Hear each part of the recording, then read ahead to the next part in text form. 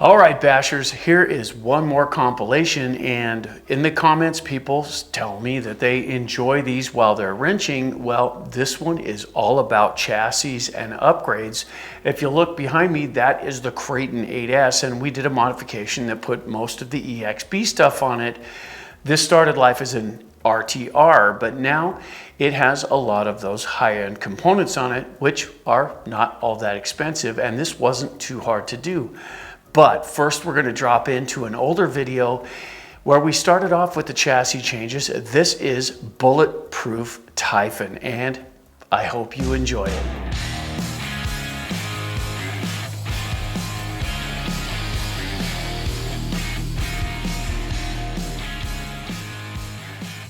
Okay, so now we're going to build the cradle, and in order to build the cradle, what I've discovered is you're going to need a couple of items. One, you'll need something to shim up. That's going to be this piece.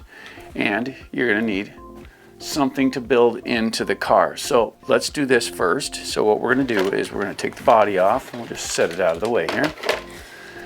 And then you want to fold this into quarters, so it's half and half. Make it small enough to where it fits between the shock towers, so it sits right in here nice and neat.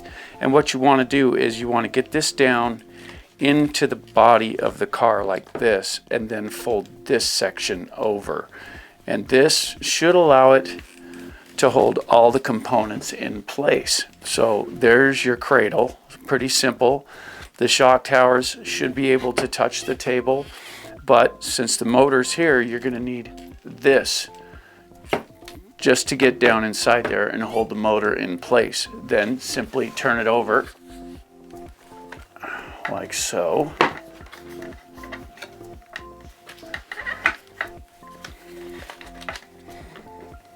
And everything feels pretty good. So now it's ready to take apart. So in order to do this, we want to keep this out here where it's easily reached, and we want to get, let's put this down here. I know that one's dirty, but it doesn't matter. And see the front end this way. So let's set it just like that. And the idea is, as we take one screw out, we'll place it here. So it will index them for us. As we transfer each screw over, it'll keep them for their proper placement. So we'll take off the bumper, set it aside, and just start placing all the screws in the chassis where it belongs. Then what we'll do is we'll swap out the chassis.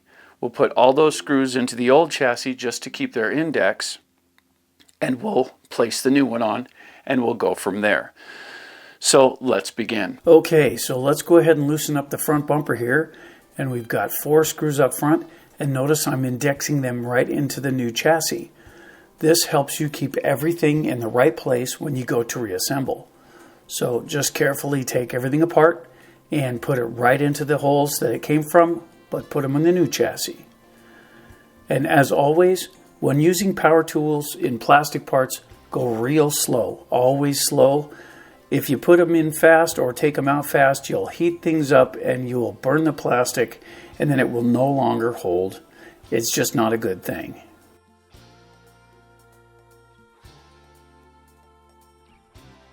Okay, making progress. Here we go.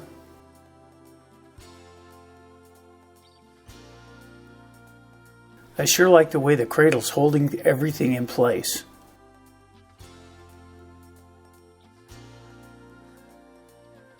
All right, getting close to the end here.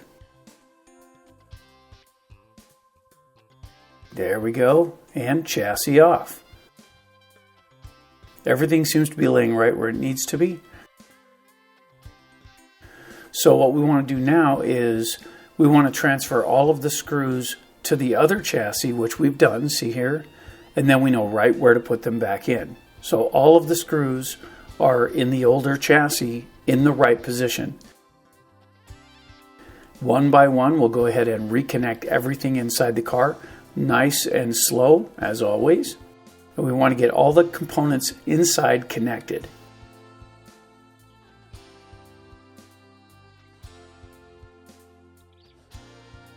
Sometimes you got to fidget a little to get things lined up, but they're right there. There we go. Nice. Okay. There you go. That'll hold the steering in place. Now we can go ahead and secure the front.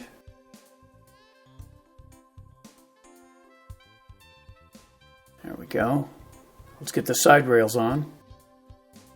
And the same screws work because this chassis is countersunk. So you get the same size. You know, I timed myself doing this in a later video, and the beautiful part of that was I did it in just under 30 minutes for this whole changeover. Nice and easy.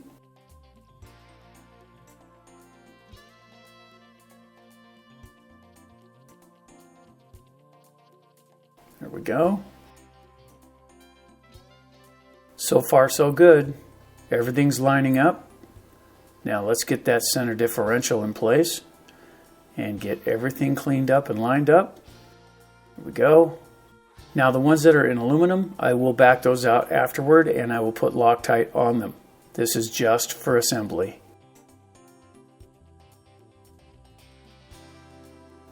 There we go. New chassis installed. Beautiful. You got to make sure and torque everything by hand. Although I put it in with a power tool, I just ran them in loose. I didn't tighten anything down. So always by hand.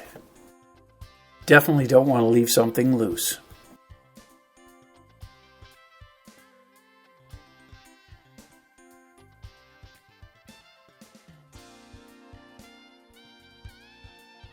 And when you're torquing into plastic, be sure you don't over torque. It's real easy to do, just tight works.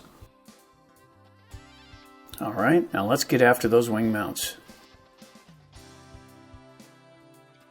Nice.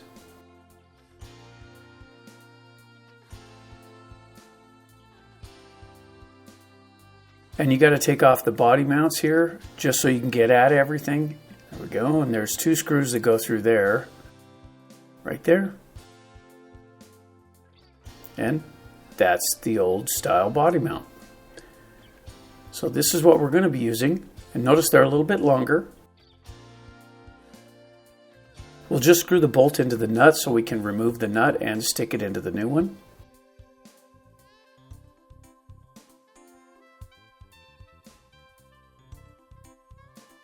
Now let's feed them through and get the first one started.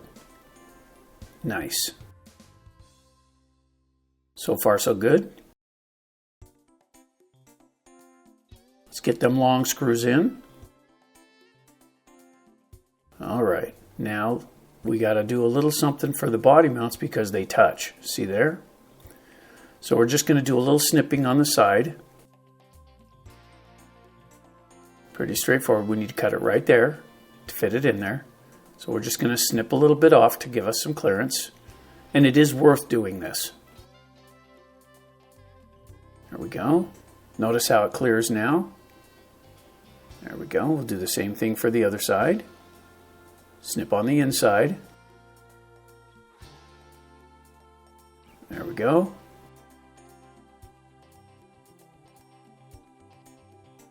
And this will not affect how the body sits on it. It'll sit just fine.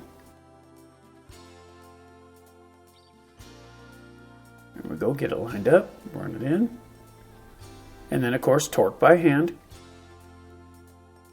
And now we need these spreaders and keepers off of the original one, so we'll take those off.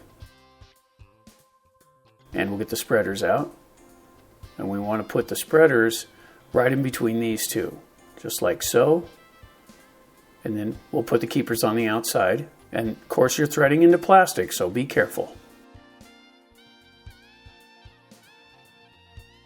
Now we can put the wing back on. Now this sets the wing a little bit higher and a little further back, and I really like the way it looks.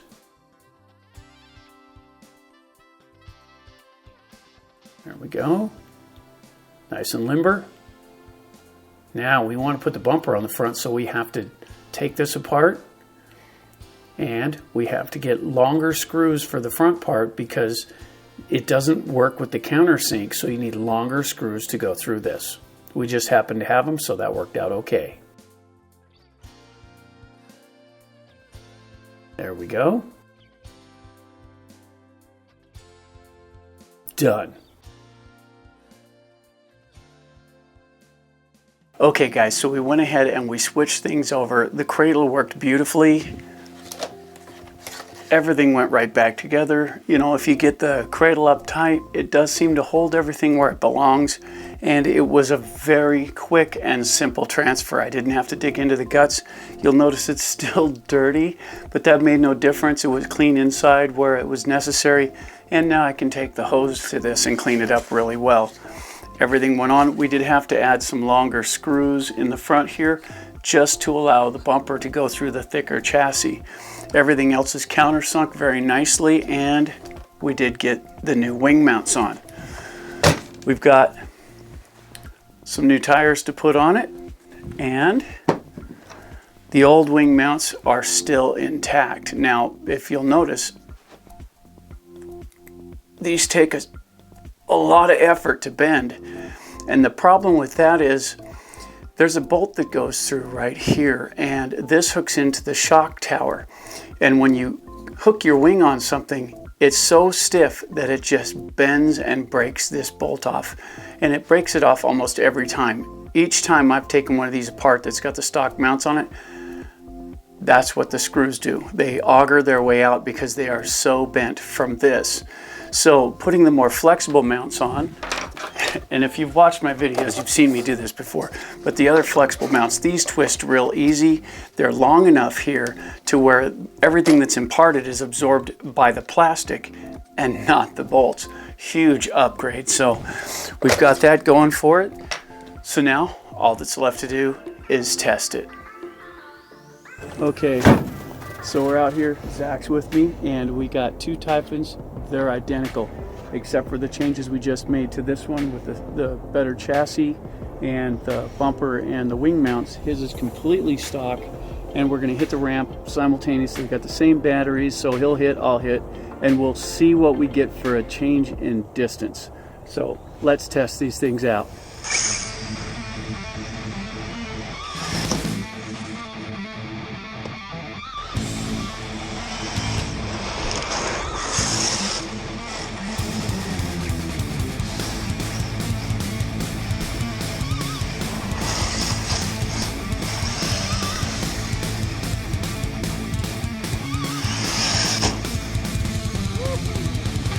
Beautiful.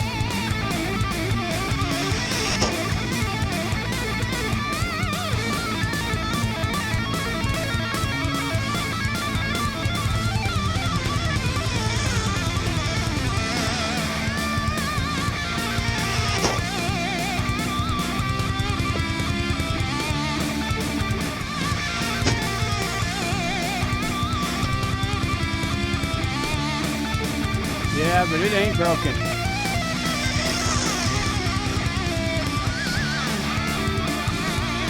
Do it, do it! That was nice.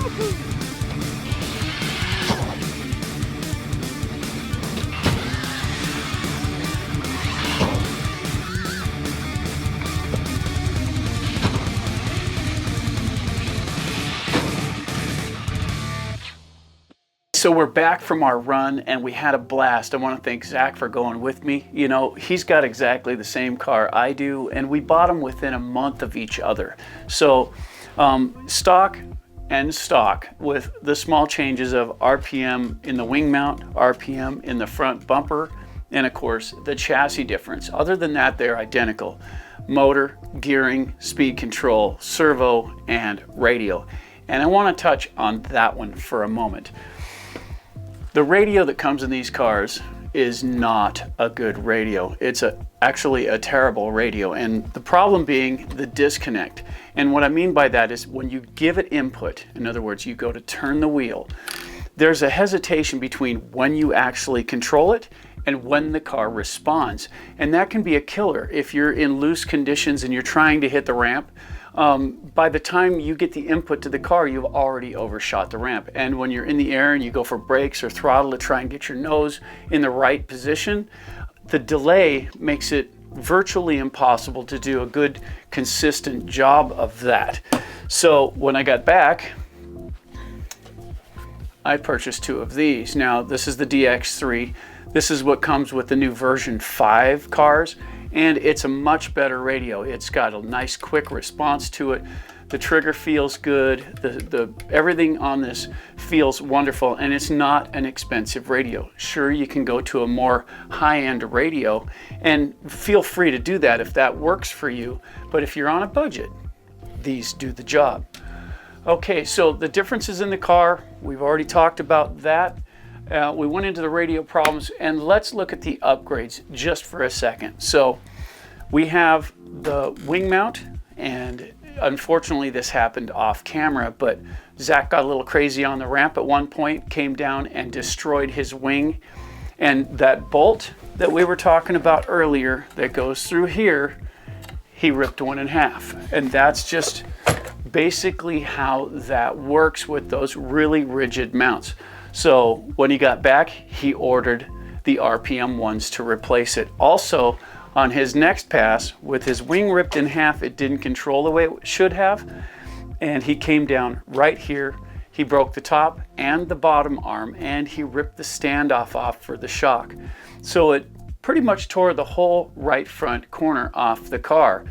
And, you know, that's to be expected. However, I had basically the same impact, and the bumper in the front kept mine intact. So the upgrades that are the most help, one, yes, you definitely want to upgrade your chassis as soon as you bend the original.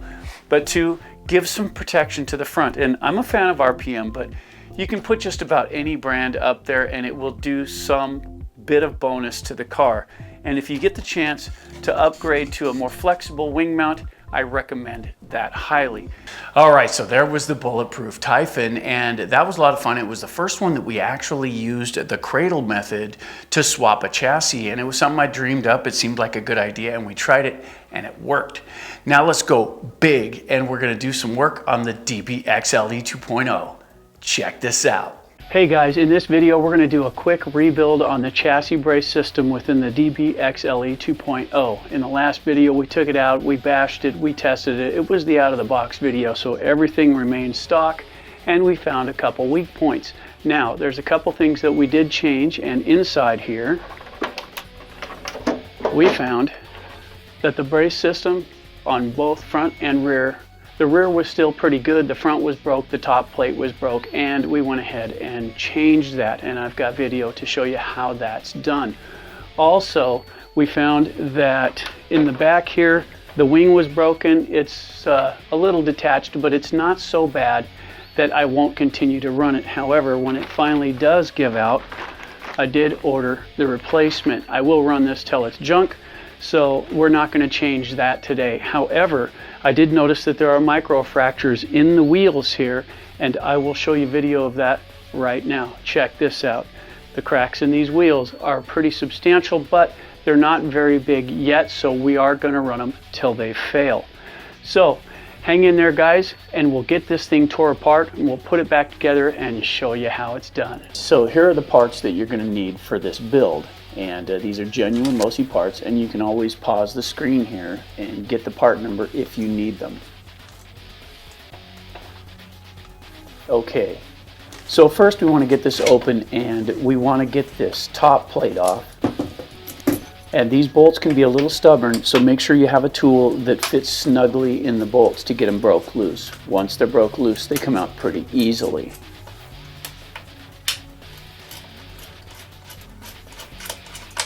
As you can see, that has been snapped in half, and it didn't seem like I really hit anything that hard, but the car does weigh quite a bit. Okay, pull that out, and you can see the damage that that we gained out there running the unboxing video. Now on the bottom, for this there are 2 screws in the bottom, 1 and 2. And these are for the brace that goes to the top plate. So you get these bolts out here,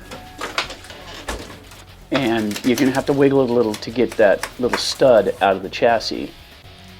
And there's the broken end of it. Not bad, not bad. So let's get the top plate out. And there are 2 little inserts here. They're steel, and they go into this aluminum. So they go in like that. They should fit into these pockets nicely. So they slide right in. And that'll allow you to torque it down without damaging the aluminum. And it'll also allow the parts in there to move just a little if needs be, and it won't wear into the aluminum. Now let's get the brace out. And I'm really impressed with the quality of these parts. Losi does a great job of making their upgrade parts, and they come with the screws and everything. So there's the front brace. Compare it to the old brace, make sure that things line up the same way, and then slip it into the car. Now you're going to have to remove the top plate to get it down in there. Now don't forget, we need to use Loctite, and I like to use a nice removable Loctite. But since we're going to screw into metal with these, you definitely want to get some Loctite on your screws.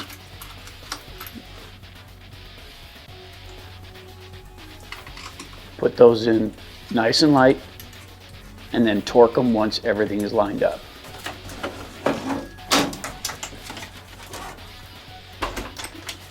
Now it's in there nice and tight.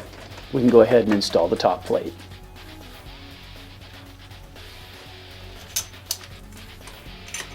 Now when you put these screws in, run them down, but don't run them down tight. Leave it so the top plate can move a little bit so you can get all the screws inserted first before you start torquing them down. And again, the ones that go into metal, we put a little bit of Loctite on them. Now that the screws are all started, go ahead and torque each one down.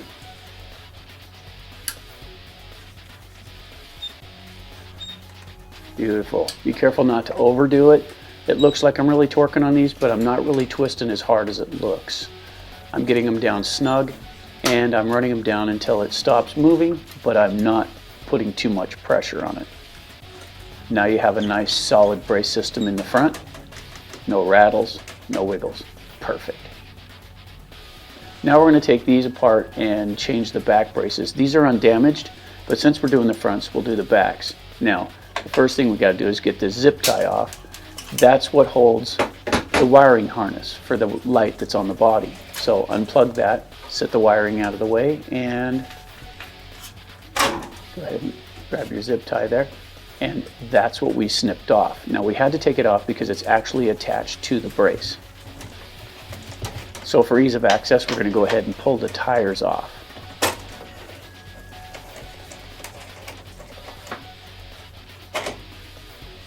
Take that out of the way. We have access to our screws here. Now there's 2 screws that go into the top part of the brace system. So we've got to remove those. There's 1 on each side. So we'll have to remove the tires from both sides. Of course, while you have the tires off, be sure to inspect the wheels. Now down in here, there's another bolt there, and that's the opposite side to the other one that we took off. Let's thread that all the way out. We're going to have to remove these components, so we want this screw gone. There we go. That out of the way. Now you can see this whole area. Those 2 arms are going to slide out from between those tabs, and you have screws on either side down in the chassis. So you have 2 on the short brace, those are 2 screws through the chassis, and you have 3 on the longer brace. So let's go ahead and break those loose. It can be a little awkward with the body on it, but it can be done without taking the body off. Okay, let's get the other ones out. And these are actually torqued on pretty good. It took some effort to get them broke loose. That's why you want a tool that fits the screws real well. You don't want to be rounding these out on the inside. There we go. And there you have it. Now, there's the top 2 there that you have to get out. There's the bottom 3 there that you have to get out. And then there are 2 plugs, one there and one there. And those actually are part of the arm, so you got to push them in out of the way to get them out of the body, or out of the chassis, excuse me. There you go. Now everything is free and the brace system should come out. Now it's snug, so some effort might be required here, but it will come out. Now real carefully, slide it out, and your chassis system or your brace system is in your hand and good to go. Now before we get carried away, let's make sure the parts match up. So there's the longer arm of the 2. There we go. There's the short arm. And there's the small packet that carries all that stuff. Now in the center here, this is the connecting rod, and one side has a hex form on it and it goes into the short brace. The other side is rounded so that it'll slide into the long brace. That allows movement between the 2 braces. There we go. Now compare it to the other one. Very nice. So it is the right part. So slip it gently down in there. Make sure not to pinch any wires. And it might take a little lining up here, but once you line it up, it will go right back in between those 2, just like that. Beautiful. Nice. Okay, now we're screwing into aluminum again, so we want to make sure and put some Loctite on it. And I was forced to not use the longer screws on this. We had to use the shorter ones because that block in the center is not tapped as deep. So you're going to want to use the shorter of the screws and make sure they're the mushroom tops, not the wedged ones that countersink. So get those put in. Now on this, be sure you don't tighten these down yet because you're going to have to be able to move the braces to get the bottom screws in. So leave these loose, get them started, but don't tighten them down yet. Now that it's attached, we want to go ahead and get the top brace and the bottom brace attached. And of course, don't forget to use Loctite because we're going into aluminum. We'll do the top brace first. Make sure you line it up so they go in good. And once you get them both started, you can go ahead and torque them down. Like I say, don't overdo it, but make sure they're tight. Good. Bottom brace installed, 1 and 2. Now we'll go for the longer of the 2 braces. And you got to line them up a little because they will move some. If you do the longest one out from the back first, it'll line up the other 2 for you. Makes it a lot easier.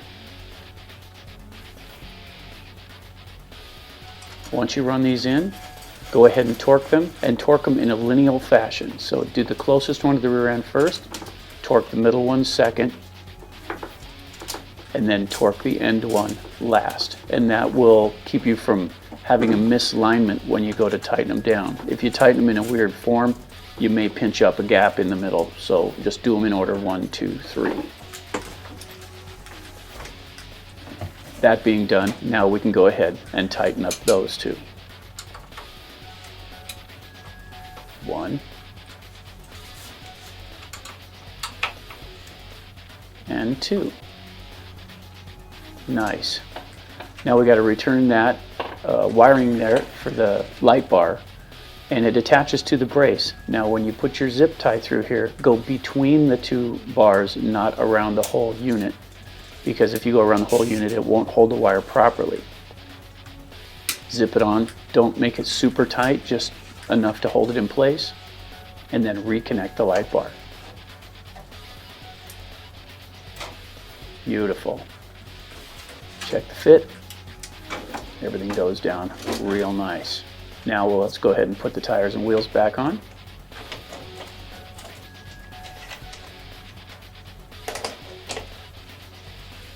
Torque them down good. There's a lot of weight in this car, so you want to make sure you get those tight.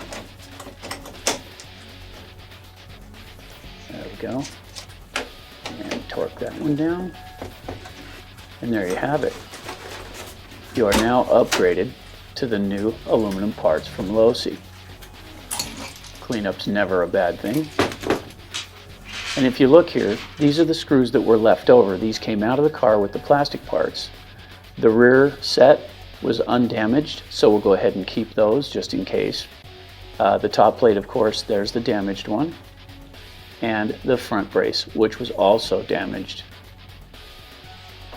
So there you go, guys, the DBXL-E. We put her back together. She's ready to go out and run again, and we're really excited to go ahead and get it with this car. It's a lot of fun to drive. It's really big. So if you are going to get one, make sure you have plenty of room to run it. The Losi DBXL-E had its issues out of the box, but there weren't a lot of them. They were just some minor stuff. Why would you build a car that is that expensive and that large and put chassis braces made of plastic in it? It made no sense to me at all. It should have been shipped with the aluminum ones, but it wasn't, making that repair necessary. Now, let's jump right into this one. This is the Kraton 8S, and we're going to try that cradle method again and see if it works on the big cars. Okay guys, in this video we're going to do it again. This time we're going to try and change the chassis on the 5th scale Kraton with the EXB chassis, because this one came as an RTR, which means it has the shaped chassis in it and it's made from lower grade aluminum. Now, we haven't done a large scale car with our cradle system, and I want to know if it works. And since we took this out, since we did the last video, we took this out some more and we beat it, and the chassis did bend just a little bit. If it bent a little, eventually it's going to bend a lot. So we want to see if the EXB chassis is any stiffer, if there are any modifications we have to make to it and whatnot. So we're going to get down on the bench today. Now, fear not, we're not going to do a long, drawn out version. This is a quick abbreviated one. If you want to see how the full thing's done, check out the EXB. It's the Kraton version 4 EXB RTR chassis swap. There will be a link in the video down below in the description to let you know where that one's at, so you can check that out and see it in total. This one here is basically the same principle. We're going to get this thing down on the bench.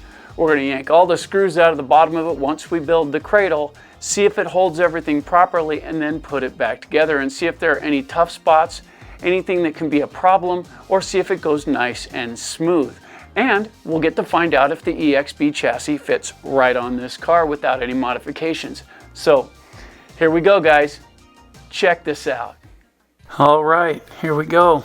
This is the overall here. I want you to take a look at the cradle. Now this is rolled up towels, and there's several in here. Make sure you tuck those up tight into the chassis so that it holds all of the internal components. You can roll these up any way you like. And this is the front end here and the rear end with the bumpers off. All the screws have been removed. It was simply taking them out, index them into the new chassis so you maintain where they go.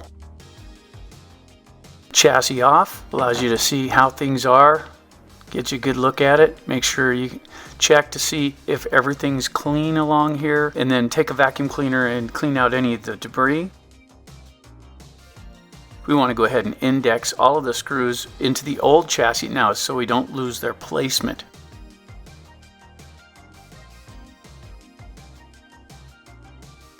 Now, while we have this open, let's go ahead and get some lubrication in here. Now, this is providing that things are clean. If they're not, you're going to have to get deeper, but this is in really good condition, so we'll go ahead and lube this stuff up.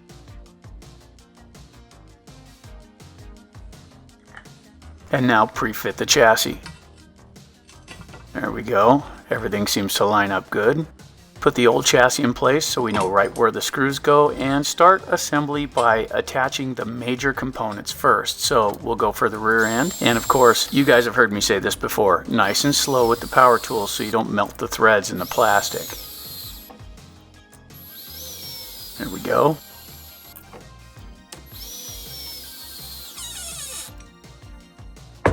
Okay, all the little bits on the outside, just make sure you get one screw in these to hold them in place.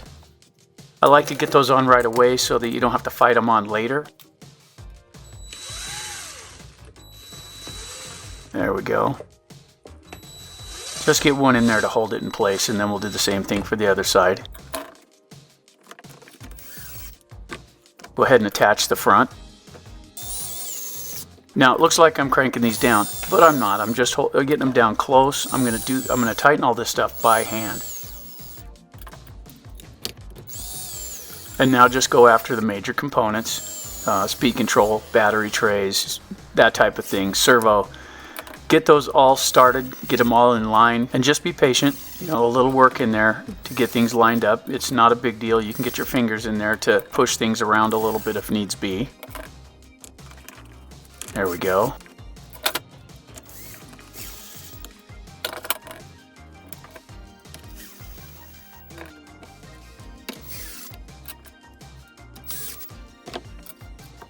Now we're going after the rear chassis brace. That lined up real nice.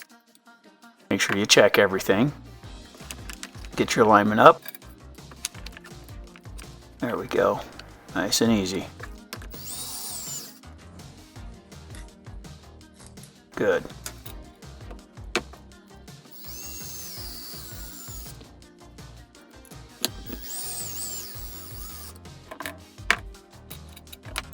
I'll go after the motor mount, transmission mount.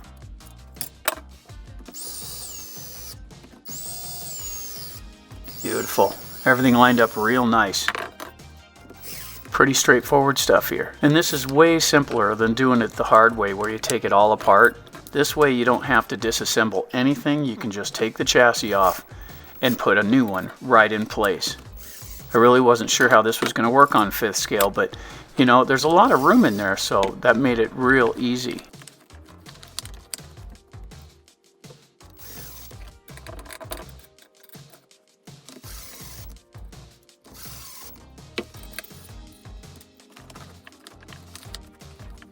And we had a problem here with the battery tray. That one shifted, and this one's got a slider in there, so we got to get the slider back in place.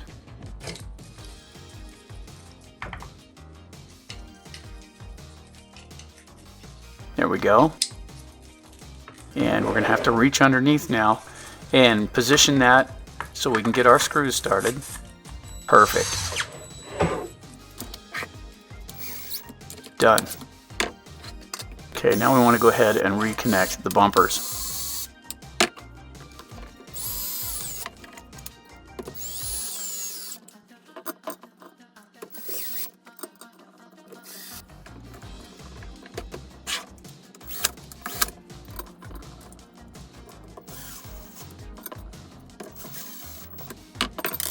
And don't forget the 2 in the front. And then torque everything by hand.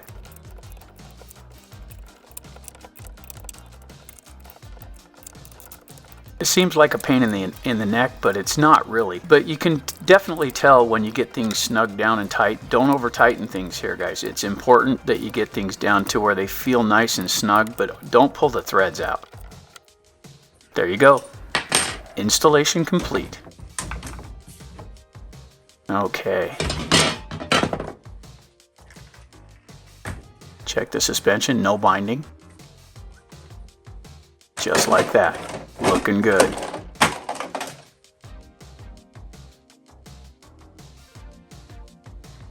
Now we did notice a problem here, and what it is as you look across here, you'll notice that there's a hole in the back right there. That is where the chassis brace connects, but it doesn't touch anymore because it's not a shaped chassis. So to overcome that, we wound up using shims.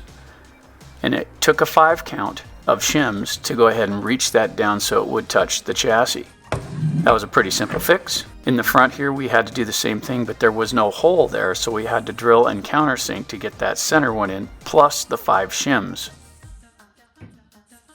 All right, so there's the build for the EXB chassis. Now, the stock chassis, it actually held up pretty good overall, but if you watch the light across the top of this, see if I can do this, you can kind of see how it goes across it. And right here it's a little bit dimpled. Now, that did leave about 1/8 of an inch of gap between this point and the flat part of the chassis here. So this is bent a little bit. It wasn't bent enough to affect the ride of the vehicle, but since it was starting to bend, I knew that we were gonna have to do an upgrade for it. And that gave us this video. Now, that being said, the EXB chassis is just a little bit different. Now, it is pretty much the same overall.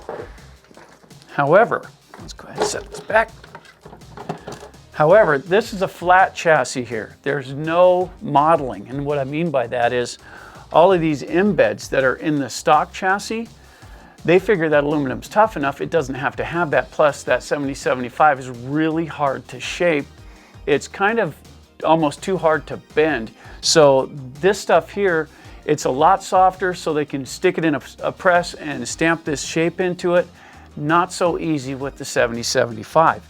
That being said, there are a couple of changes to this chassis that you have to do if you're pulling one of those off. And what that comes to is right here, there's a screw hole that goes through that little web brace that's on the inside, and that's in the tail section. Here's a look at it. That section right there has a raised section here. And what I mean is that connects right here. And see that raised area? That is 5 washers high. And I counted that out with the washers that I have. They're about the right size for what's going on. But I stacked 5 of them and it absorbed that really nicely. Check this out. That's what I had to do to get that piece to connect here.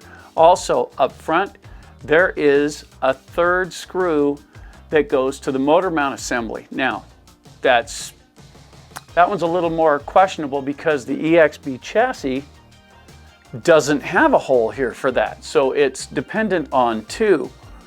I wasn't too thrilled with that idea, so I went ahead, drilled and countersunk the chassis, and with 5 washers, I was able to space that out and get all 3. So now on this one, it's 1, 2, 3, and it's got all the screws in it for the motor mount. Now, I'm not sure if the EXB just doesn't use those or not. I didn't look into it that deep, but I figured if the standard chassis needed 3, I was going to go ahead and do that. Otherwise, everything went together as it should have, with the exception of one item. Underneath it, these trays, here, let's open this up.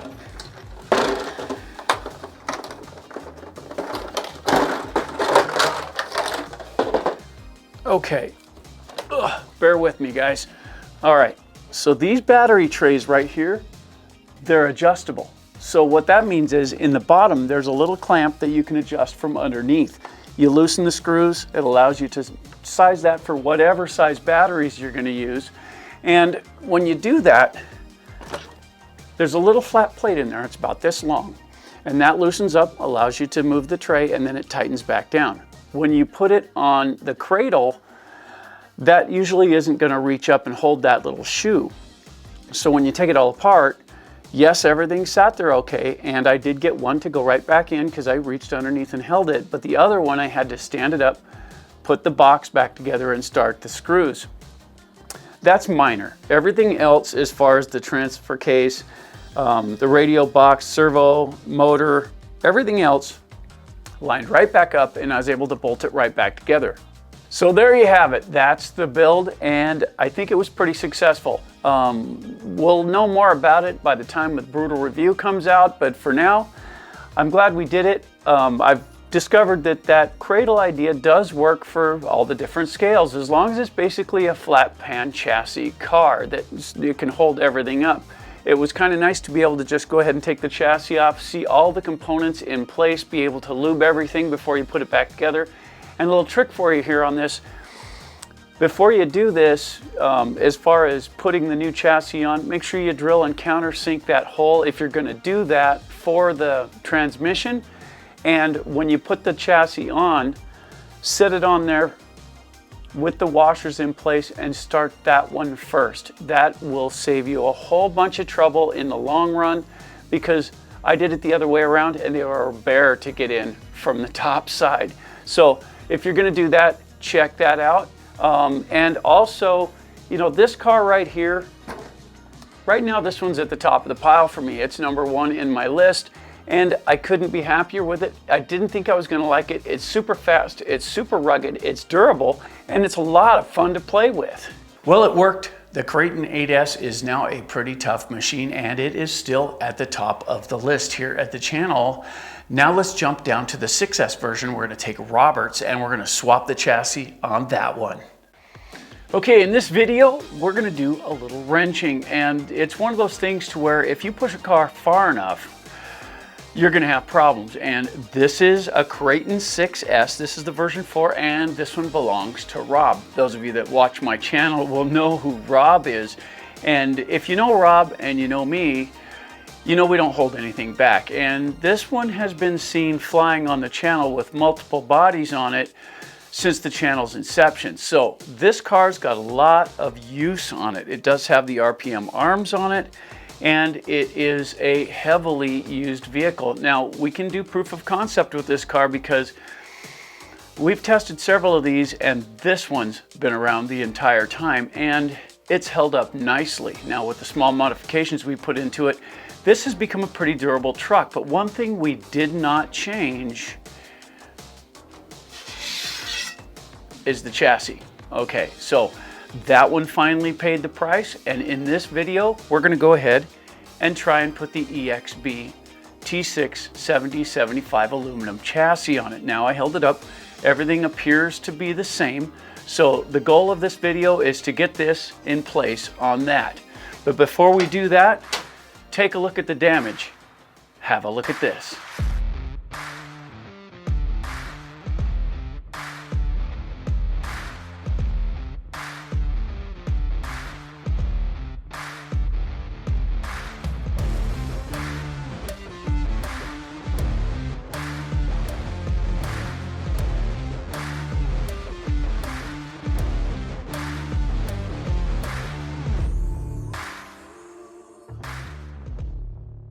That being said, the damage is significant, as you've just seen, and you know, this truck, it deserves better.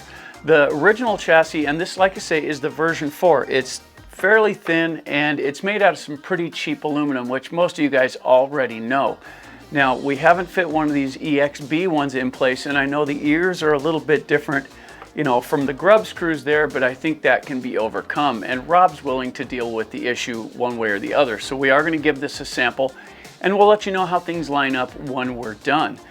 So in this video, we're going to go ahead and swap this out, but we're going to do something. And if you watch the Bulletproof Typhon video, you've seen me do this before. And what we're going to do is we're going to build a cradle, and we're going to time this one, and we're going to see just how long it takes to swap a chassis my way. So in this video, we're going to give that a sample, and you'll be along for the ride. Check this out. Okay, so the first thing we want to do here, guys, is we want to go ahead and take the wing off. We're going to leave the mounts here, and we want to take off the body support because the cradle we're going to build has to sit down and support all of the components, and it needs to sit from these posts to the shock tower right on the bench.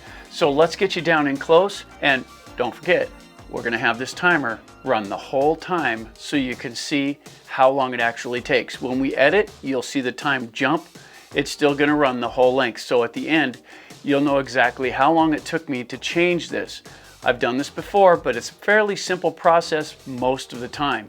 This is the first time I've had to do it where we've had such significant damage in the bottom, and we're not replacing it with a direct replacement chassis, which is the version 4, which is another thin chassis. We're actually going to upgrade it to the EXB one, and that may cause difficulties.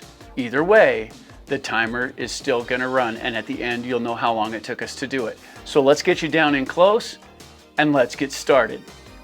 Okay, first we've got a little setup to do here, guys. So I like to use a towel out here like that, and then what we need to do is take a look at the chassis here and find out which end is the front. On this one, it's going to be up front here, so we're going to set this next to it. And when we flip this over, all of the screws we take out of here are going to be indexed into this one at a time, so it keeps proper placement for the screws. Then we'll transfer them to the old chassis when we put the new one on, and we'll be able to put everything right back in. It makes it way simple, way easy. So when we go to start actually doing this, we'll count, pulling off the wing, it'll be complete. We'll count taking this off, and we'll flip the thing over. We'll count building the cradle, and we'll count it right up until we're done with it. So this does have a broken arm in here, and this is just the chassis brace. We're going to go ahead and leave that as is for now.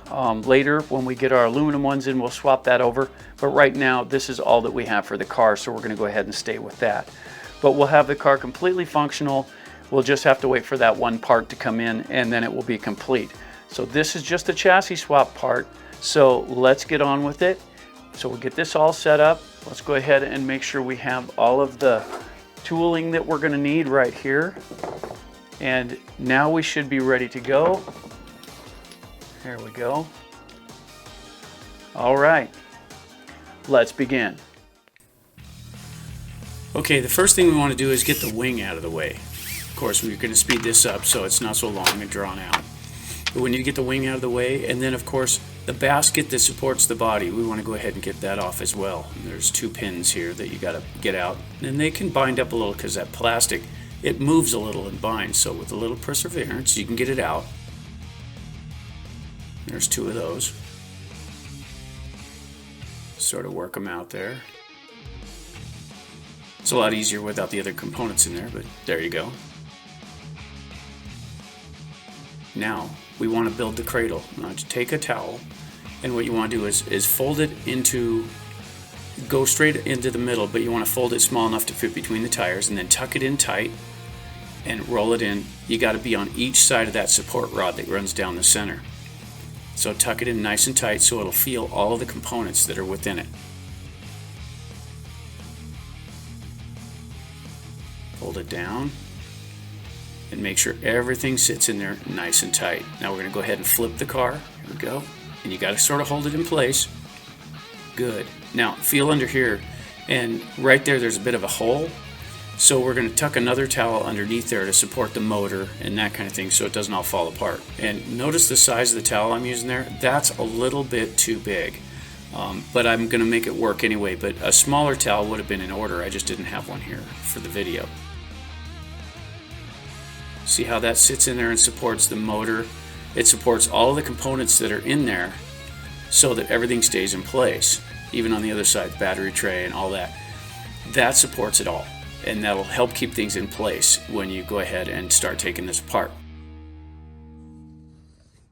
So from the beginning here, we're going to go ahead and get this bumper off the front. Those are 4 screws that we definitely want to get out there. It holds the front suspension in. And as you do this, make sure and index those screws into that body so that you can see where everything goes. So as you take them out, put them in the new chassis, and then it'll keep track of where everything's at, and that makes it way more efficient when you do that. So we're just going to go ahead and pull all of the screws out of the bottom. We're going to get every single one of them. Just want to get them all indexed into the body. Oh, into the chassis, excuse me. Here we go.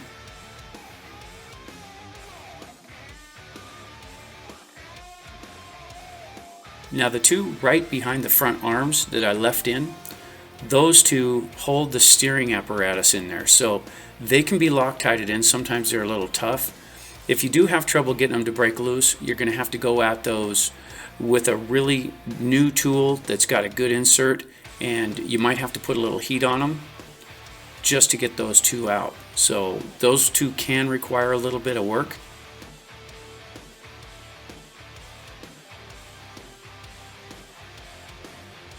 Hopefully these ones will come loose real easy. Here we go. Oh, there's one. And they came right loose. Nice.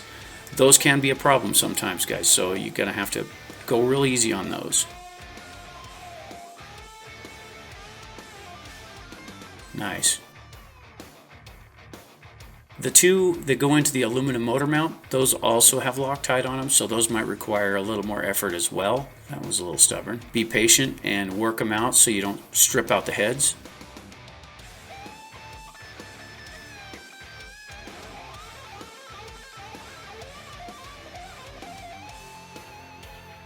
And there you go. Chassis off, and I'm looking at just a little over 10 minutes to get it off. That was pretty simple. And see how the cradle holds all the parts in place? It's really nice. Take a look. Everything's there. And see all the dirt that you can't get out of it when you try and clean them? It does hang out in these places.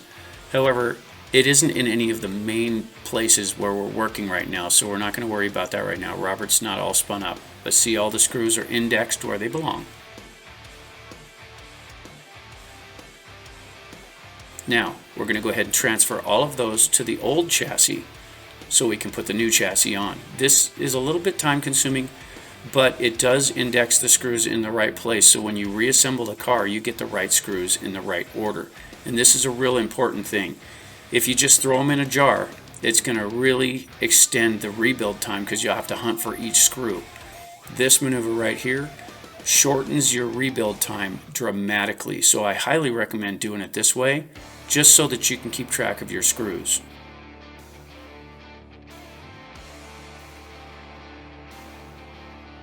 So before we go ahead and put it together, we need to get a little lube in here. So we're going to squirt a little more lube in there just to keep it. And it had lube in there to start with, but always take the chance to, or take the opportunity to put a little bit more in there.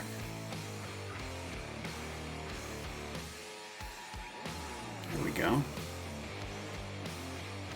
Had to put that driveline back in. It was so bent it spit the driveline out. So we'll get that in place first. And it doesn't matter whether it's in super tight or not. We can put it in afterward. We just want to have it in place so that when we go to connect it and we put the motor mount in, we can make sure that driveline's in the right position. So let's reach across there, and we want to get both ends put together first. So just put a pilot screw in to hold them, and yeah, that front's going to get a bumper on the front, so that one's only temporary. Now we're going to go ahead and line up everything and start with the motor mount. We're going to go ahead and tighten that down, just enough to hold it in place. Get the side panels on. You want to do that early on because they can bind on other issues when you put them together. So just put them in place. Just put one in each one. We're not filling all the holes right now. We're just getting all the components in place. So here we go. We're going to go ahead and put the steering back in place. Make sure it sits right. There we go. Get the battery box held up in the right position. Just like that.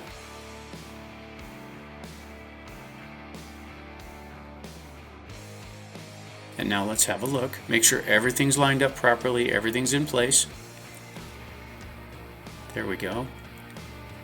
And we didn't have the front driveline in, so we're going to have to adjust this. Just move the motor back a little bit and get that front driveline in, and it'll go, and then put it back together.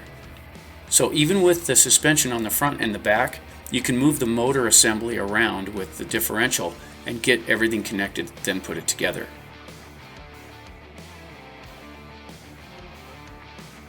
Nice.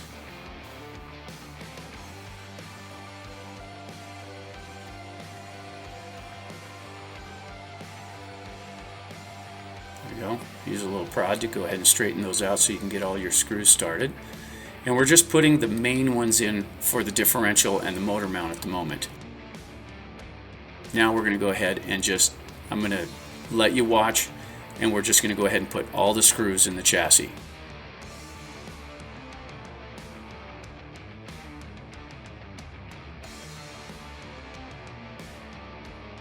Let's have another look at it. And that won't need that anymore. Everything's held in place now. Nice. Everything moves freely, no binding issues. Now we can go ahead and fill all the holes.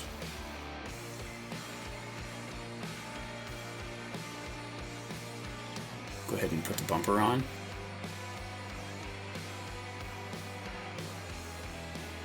And when you're doing this with a screw gun, I've mentioned this before in my other videos, but if you haven't seen those, you're screwing into plastic for most of these, so go nice and easy, don't hurry. I know speeding up the video makes it look like I'm really cranking through these, but I'm not. I'm taking my time, and just nice and slow, and don't torque anything with the screw gun. Torque everything by hand. It'll keep you from stripping something out that you'll have to replace if you ruin it. So this screw gun just helps you get things in, but don't torque them down with it.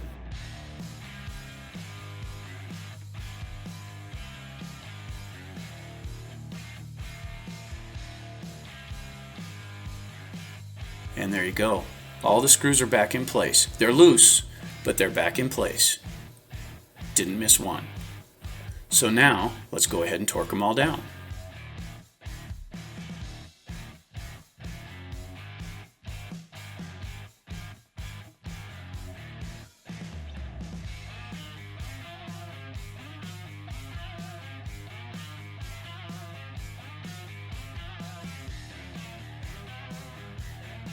There we go.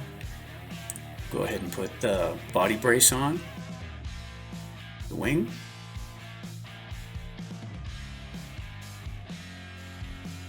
There we go.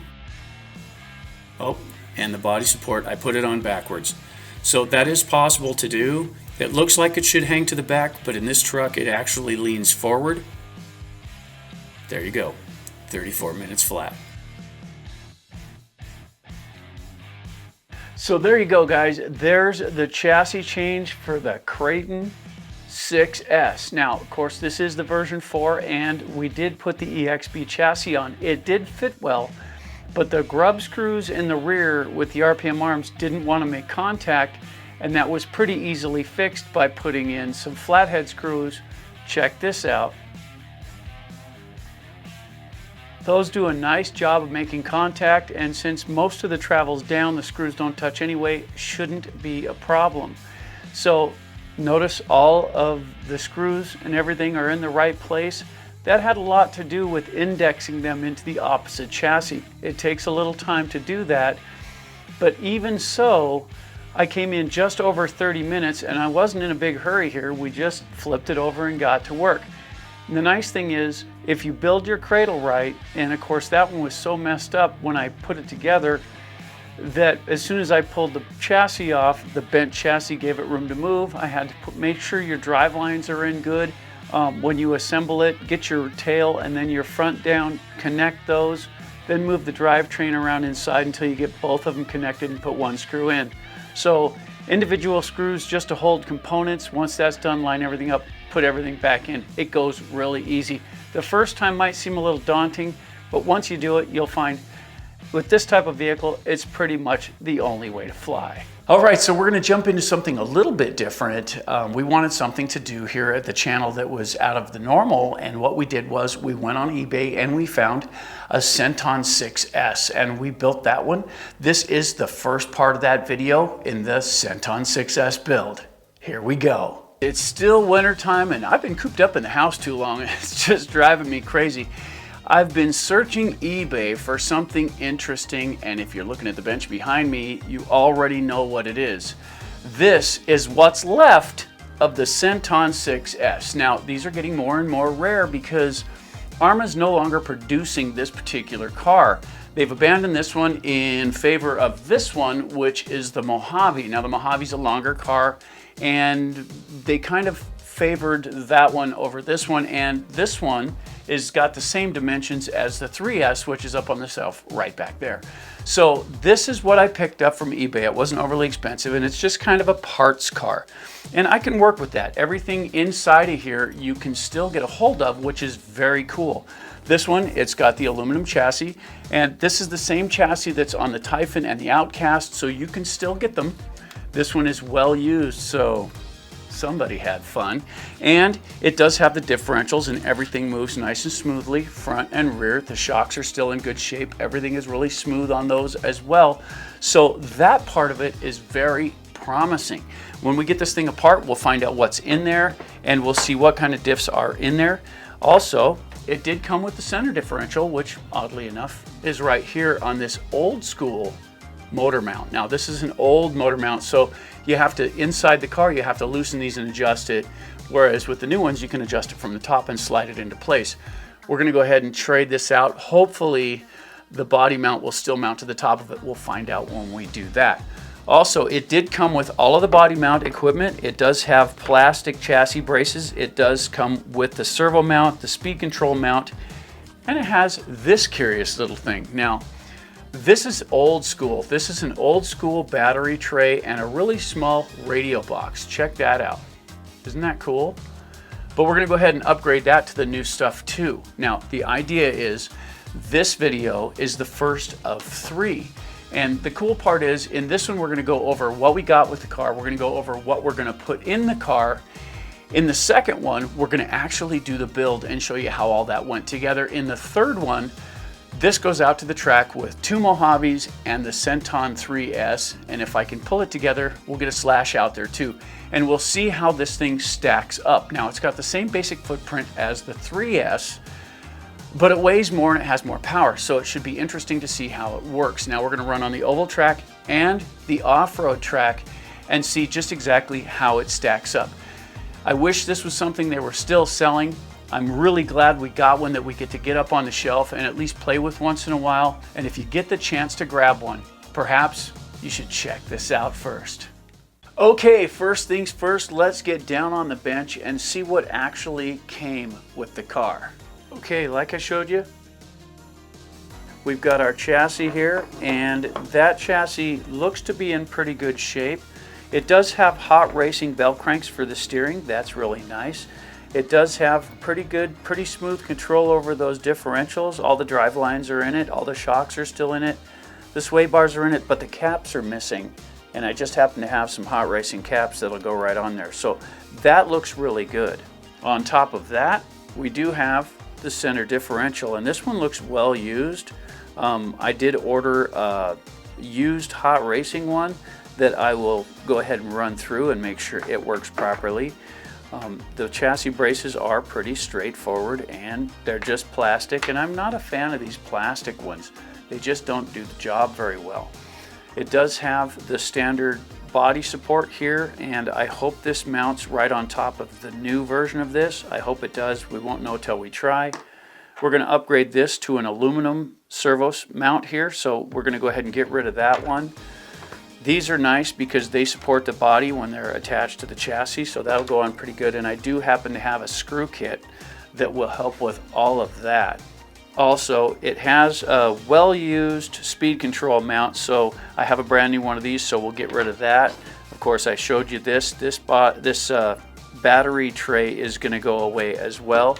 And the body's in pretty good shape. It is cracked back here, but there's a lot of flex in these things anyway, so that's understandable. The rest of it looks really good inside and out, and from the inside you can see the cracks that I'm talking about, so perhaps we'll reinforce that before we take it out and run it. So the body overall is in pretty good condition, and I did try and find a replacement, and I couldn't find a factory replacement for that, so that's just what we're going to have to run. Okay, first off, we're going to go ahead and use the newer, larger radio box. This one I modified to get the antenna right out of the top. It allows for less waste of antenna coming around this side to here to get up the antenna mount. It comes right off the top, which seems to help with range, but we're going to go ahead and use that one. The battery box, this is the new version, so that should mount down pretty good if we can get that to mount in properly. I have 2 differentials, and these ones I ordered off of eBay, and they are not new. One of them has been modified and one of them's out of an EXP, so we'll have to have a look at those if we need them. Also, the chassis braces, these are also used, and this is how I'm putting this kit together for the most part. These are used off of eBay as well. Here's the hot racing caps that go to hold the sway bars in place. This is the front hinge pin brace from Hot Racing, so that should help that be a little more stable. Here's the new speed control mount that we're going to use. And of course, this is a T-Bone Racing rear bumper set, and that's used as well. Sitting next to that, we have an RPM front bumper, and this I use on a lot of my vehicles anyway. This one isn't brand new either, so that's a good build for the car. I'm not trying to make it look brand new, guys. I'm just trying to put it together and make it look like it should for its age. Here's the new center differential mount, and see how this can slide right here? That makes a huge difference when you're going to adjust your motor and whatnot. You can just loosen these and adjust it. This is new. So that's a new component that we're going to add to the car. This is the Hot Racing center differential that I bought online, and it's used, but I did have a look at it and it's in pretty good condition. So we're going to go ahead and put that in the car. This is a beautiful thing. This is a 7075 aluminum T6 EXB or Extreme Bash chassis from an Outcast, so it'll fit right on the car and it'll make things a lot stronger in that capacity. As far as the electronics go now, we're going to go ahead and use the DX3. I really like this radio. It's got just enough controls on it that makes it really cool to use in the hand. It's comfortable, the controls are good. I've got a 6-channel receiver that we're going to stick in the car. This one has the gyro in it. We're going to use a 35 kilogram servo. This is a cheap one I got off eBay, and we've been testing these things and they work really well. I've already got it stuck in the new mount for it, and it's adjusted so it'll sit flat in the car, so that we should be able to go ahead and mount straight in.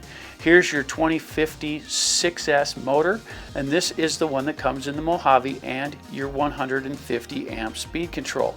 The only thing we're still missing here, guys, is the wheels and tires, and they should be in here just about the time we're done with the build. So there you have it. Those are the components that we're going to use. We know what came with the car. We know what we had to add to it. And you know, with the prices I paid for this stuff, buying them off vendors on eBay, and usually I get kind of free shipping and stuff like that, I'll try and add it up and see what we actually wind up in this car at the end. But it does have some pretty cool upgrades. There's a lot of little aluminum bits that we're going to put in there. We've got a hot racing center differential, and we'll just see what it cost overall. So that should be pretty cool. Tomorrow morning we're going to get started on the build for this thing, and the cool thing about it is, and I mentioned this before, but these cars are very universal. If you remove this top plate and change it with the one off of the Typhon, this is the same build as the Typhon on the front end. So the same swing arms, the same shocks, I believe. These might be a little longer, but basically this is the same front end as that. Also on the back, it still has the Typhon arms, the Typhon sway bars. All of that stuff is universal between their platforms. Sure, some of the chassis are longer and the drive lines between them are, but check this out. The battery trays are universal. The servo mounts are universal. The motor mounts on these 6S cars are universal. The mount for the speed control is universal. They go in just about any of the cars. So if you're gonna experiment with these kind of cars, the Arrma ones are really nice because the components will mount right on from one to the other. Of course, there are certain things that won't go together, but there are a lot more that will than ones that won't. So I really enjoy building with these, and so it's gonna be a lot of fun. You know, we really appreciate you guys hanging with us on little videos like this. You know, they can't all be the big action videos, and of course it's winter, so things are a little slow outside right now. But this is what we do to stay occupied. You know, the hobby's more than just pulling the trigger and turning the wheel. Half of it is wrenching. If you don't like the wrenching, this hobby might not be for you. But the wrenching is really, in my opinion, very relaxing. You just get to sit and tinker with stuff and make it work as good as you can. And if it works for you, it works. We're not telling you anything is wrong with how you're doing things. This is just our way of attacking a subject or a situation to make it work for us. Well, that part of the video went pretty smoothly. Let's jump straight into part 2 and get her done. In this video, we're going to continue on with the Senton 6S restoration video. And this is number 2 in the series, and this one is the build. So as you can see, we're ready to go here. And we're going to go ahead and get on with the build on this one. And in the previous video, we went over what we got when we bought this kit from eBay and what we had to purchase to get things together and running, and the tires did show up. So we have the tires and everything. Everything we need to build it should be here. So we're going to go ahead and deal with that. Now, I did peek at the differentials, and the chassis came with the 2 differentials, front and rear, were both hot racing diffs. So the Arrma diffs weren't in there. But I did check them out and they're in great shape. Bearings are good, the shimming was right. So we're gonna go ahead and run with the ones that are in it. We're not gonna mess with those. I'd already checked out the center differential when I first got it. It was good to go, the bearings were dialed right in, and we got it mounted in the new motor mount. So we're not gonna mess with that either. We're just gonna do the installation on that. If you wanna know how the differentials are done, check out Differentials 101. It's in the 101 playlist, and I will leave a link in the description down below for that video. That should walk you through the differentials and what you need to know about how to work on those. Beside that, we're going to go ahead and swap everything from one chassis to the new one. And of course, we're going to use the Outcast EXB chassis on this car now. And it is the same length. We did set them up side by side, and it is the same chassis that's in it. except the one that's in it is the stock chassis made of the cheap aluminum. So we're going to upgrade that, and we're going to go ahead and get all the new parts installed and get this thing rolling and ready to go. In the next video, we'll set the thing up, we'll take it to the track, and we'll run it against the Mojaves, the Senton 3S, the Slash, and whatever else we can get out there to see how it performs. It will have the stock running gear, it'll have the 2050 motor in it, it'll have the 150 amp speed control, and we're going to put an 18 tooth pinion in it to see how it holds up. So let's get on the bench, check this out. Okay, first thing we want to do is we're going to detach the stuff from the front end. So let's start with the steering linkages, and that's the screws that hold the servo saver and steering rack in place. We're going to go ahead and back those out, and then we're going to detach the differential housing. You know, this is pretty easy going, and I know I'm using a power gun here, but real slow and easy does the job. It is plastic, and if you overdrive these screws, pulling them out real fast, you can heat the plastic up and then they'll have trouble holding on later. So real slow on this. These are a little tight, and so we're going to back those off by hand here, and then slowly, once we get them broke, we're going to back each one out. These two will actually allow you to remove the diff, just like that. So it comes off as a unit. Go ahead and inspect your differential ring. Now, as you can see, I've already put some lubrication in there, so we don't have to mess with that on this. Now, this hinge pin brace on the back, this needs to come off because we have an aluminum one to replace it with, and this one fails. You know, this position in the car seems to fail a lot in the Typhons and whatnot, and the Kratons. So we're just going to switch it over for a hot racing one real quick here. And this is it. And it's designed for this specific location, so we'll put it in place. And you have to work it in a little bit because, you know, if you're not using all brand new stuff, you might have a little resistance. Once it's in place, run these two screws in, and it's still into plastic, so nice and easy. Beautiful. And of course, torque them down by hand. Never run things down all the way with the power tool, and I'll say that a few times through the build here. Fit it to the chassis, and put the two small ones back in place, and grab that aluminum block we just mounted. That'll hold everything lined up and in place so that you can get all the rest of the screws in, and it'll keep the differential housing from falling off. That also allows us to put this on, and that's the RPM bumper. And when I flipped it over, if you notice, it had dimples. Those go into the countersunk area on the chassis, and it keeps everything from moving, so it holds it in place. This bumper is really well designed by RPM, and I haven't had any issues with it using these. Nice. So there you go. That's the front end. Everything's moving nice and freely. So now we can go ahead and hook up the servo saver and, of course, the steering rack mount. Run those down, snug them up a little bit by hand, make sure that they won't come loose.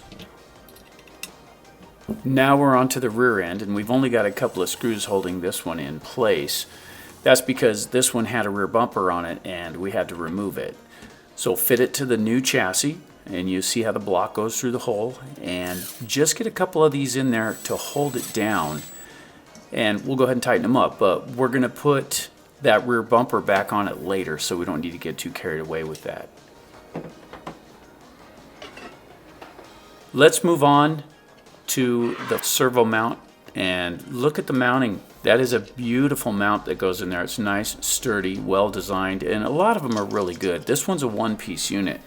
So there's 4 screws there, and this is into aluminum, so we can run them in pretty good with this. Speed's not really an issue, and then of course torque them by hand, which is our norm on building.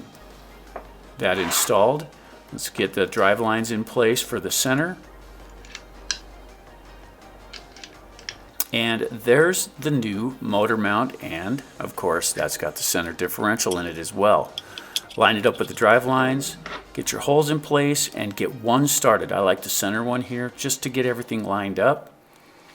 And then we'll put the 2 in on the aluminum first, so don't forget a little Loctite, and we'll run those down in. And don't overdo it with the Loctite, just a little bit usually works on this. So I like to use just a little anyway. We'll go ahead and get the Loctite down and snug them, get everything torqued down good. The front 2 here go into plastic, so Loctite is not necessary. 1 and 2. And of course, when you torque these down, you're in plastic, so snug does the job, guys. Don't overdo it. Perfect. Check everything. Everything's moving nice and freely, smooth, no issues.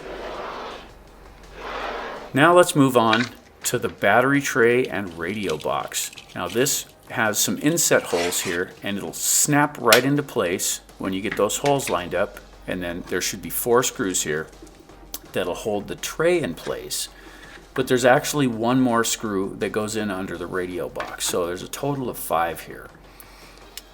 Run those down. And these are small screws, so don't torque them very much. Just enough to get them down snug. You don't want to go crazy with these little tiny screws. They pull the threads out way too easily.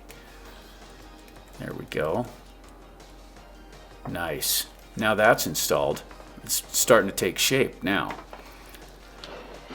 So let's go ahead and back out this one screw here, and this is so we can get our rear brace in place. Now we want to keep those spacers in the right order there, and then get it down in there. Slide it right through, put the other spacer back in place, get it to run through, and then of course tighten it up. Now this, it does go into a nut on that side, so you can run it down a little bit, but those power guns are strong enough to destroy plastic, so don't over tighten it there either. And then you've got the front that goes through the chassis. Line it up. There we go. Tighten it down, torque it by hand, and the rear brace is in place. Look at that.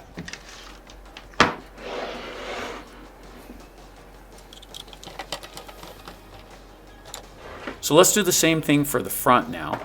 Now this one mounts down through the header plate there. So that top plate, there's 2 holes.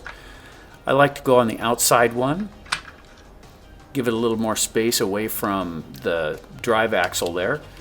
Snug that one down a little bit. Leave it loose enough that you can move it so you can get everything lined up on this one. That one with just a dab of Loctite, snug it down. And then tighten the front one. Beautiful. And that's really all there is to those. Now we need to mount the speed control down to the mounting plate, and there's 2 screws, one on each side. And since this is designed to go in that car, it's really simple. 1 and 2. Beautiful. There we go. And then this indexes on the leg of that servo mount, so it'll slide right around it. You can feel it pop in there. Get everything kind of out of the way so that we can get our bottom screws in, line up the holes, and put all of the screws in for that piece. And torque them again by hand. Beautiful. I really do enjoy working on these RC cars. It's so relaxing. You know, it's actually a bit more hectic when you're doing it with the cameras and stuff. When I just need to unwind, I go down and work on these things just to spend some time. It's really peaceful. You can get the radio going. It's just a really nice time. Now these 2 plates, there's one in the front, one in the back, and those plates right there are to hold the sway bars in place, and they're the hot racing caps. The plastic ones that come with the cars work really well, but these aluminum ones allow you a little more control over adjusting how loose you want that torsion rod in there to be. So that's why I got those. Plus I bought them for one of the other cars. I just had them on the shelf, so I decided to throw them on this car. There we go. That's looking pretty good. Now we need to set up the motor. So we have the motor plate that came out of this bracket here, and just check it for alignment.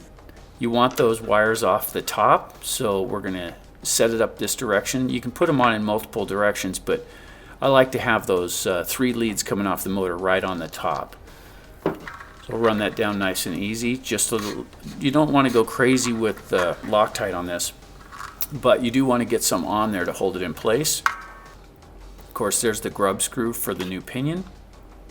We'll run that in, and then we'll run it down and set that up and snug it in good. There we go, just like that. A little bit of spacing away from the plate. That's usually where it lines up. We'll check it once we get it in the car.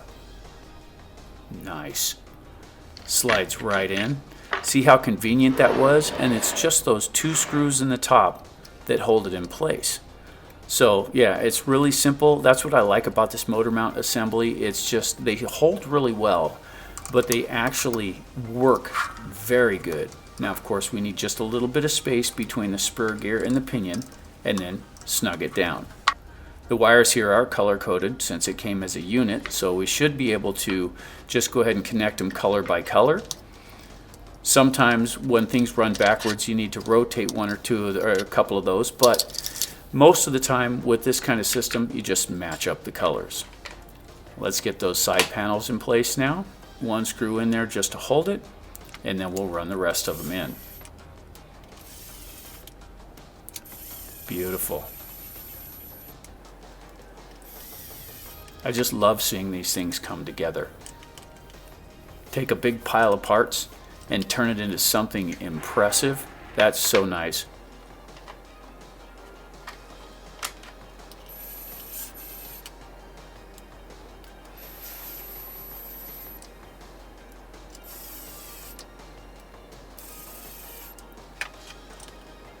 Look at that. Taking shape. Getting real close now. Rear suspension, front suspension, all nice, free, no binding. Beautiful. Now let's go ahead and connect that thrust rod that hooks up to the servo saver. Get that torque down. Nice. And that's working pretty good too. So let's put that rear bumper assembly in place. So we'll back out these 2 temporaries and we'll work these down nice and easy.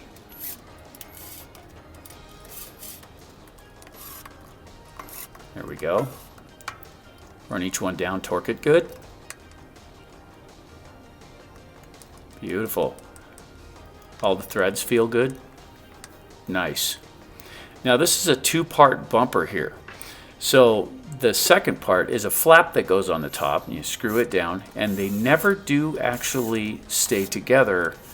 It's 2 pieces, but when you impact, that top piece takes up a lot of the inertia. So it's a really cool design. I'll be interested to see how well it works on this car. There we go. Now we need to get the on-off switch mounted, and on that particular speed control mount there is a spot to mount that very unit. Now let's fish the leads through from both the speed control and the servo. Get them out of the way there, just like that. And let's dig into the radio box. Now this is a pretty good sized box, and you can get a pretty decent sized receiver in there. I picked this one because I have an extra 6-channel laying around, so we're going to go ahead and stick that in it and see how that works. I'm not really sure I'm going to need to use the AVC that's in it, but the receiver is an extra that I have laying here in the studio, so we're going to put this one in it for now. Center it up and try and give yourself room on the side for your wiring and stick it down. And we're just using regular 2-sided tape here. There we go. Now there's a gasket here. That's a U-shaped gasket, and you have to raise it up some so you can get these wires down into it before you push it back down, and that's what allows it to be more or less watertight. It's not truly watertight, guys, but it is very water resistant. You know, it's just a piece of foam with some wires going through, so it can take water. It'll take puddles and that type of thing, but if you submerge it, your receiver is going to get wet. So it looks just like that with it all pushed down in place. Now let's connect each of the channels, and on this receiver it's marked for, you know, throttle and steering, so it makes it a lot easier. Now coil up your wires. When you get that, make sure you're plugged in good, and then coil up your wires and set them in alongside the receiver. Don't put them over the top if you can help it, because there's a button on top that we're going to use to sync this. So you want to sort of make a nice little bundle of them off to the side. Get down in there, just like so. Now we need to get this up and push the button on the receiver, and with a battery connected, turn it on. See how it's flashing? That's the way it's supposed to. Now push the sync button on the radio, turn the power on, and that flashing stops so that you can start doing all of your assessment. Now you got to pull the trigger, go to brakes, you got to turn left, you got to turn right, and then give it a second. And now everything works. And these are usually just that simple to do. Don't forget to turn them off as soon as you get it synced, like so it'll save the settings. With that working properly, let's fish in the antenna and get that cap on nice and snug, and we'll fix it down. That wasn't so hard. I've had some difficult radios in my day, but this system here is really nice to work with. Now we're going to find out if that body brace actually fits. And it does seem to sit over that just about right. Get some clearance. And it slid right in like it's supposed to. Excellent. So it's nice to know the dimensions on the two are really close. It looks good. We won't know for sure until we go to put the body on. Let's go ahead and install the tires and wheels. And I'm not rattling it down with the gun. I'm just getting it down close. We'll tighten everything by hand when we're done here. Here we go. Nice. Those are some good looking tires, I have to say. They really do look good. I was hoping they would. And then of course tighten these, torque them by hand, as always. Now will that body go on there? Let's find out. Beautiful.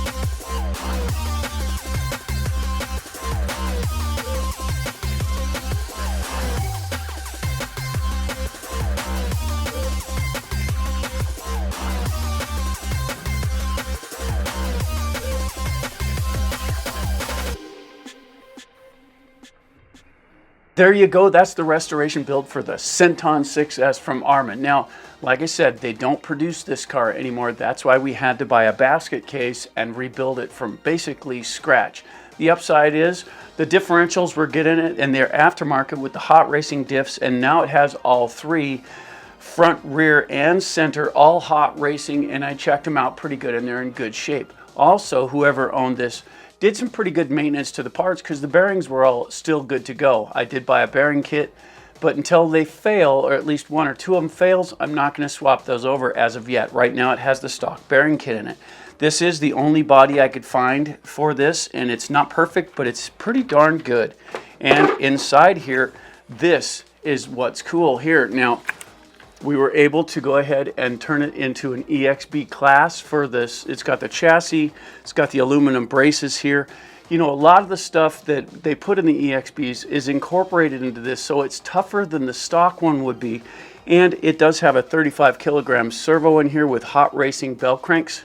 It also has the hot racing arm for the servo, so that's all modified as well. It does have the stock 150 Spectrum speed control, the 2050 motor in it with an 18 tooth gear, and it's got the upgraded battery box and radio box, which gives it a little more protection to the batteries because it comes up on the side and all the way across the front. So when you hit hard, the batteries have a bulkhead to bump into, which makes them, well, it makes it less dangerous for the batteries, because if you rupture one, it can burn the car to the ground. So other than that, everything else in it is pretty stock. It does have the RPM front bumper on it, and I use these on most of my Armas because these, they flex, but they're really durable and rarely do they ever break.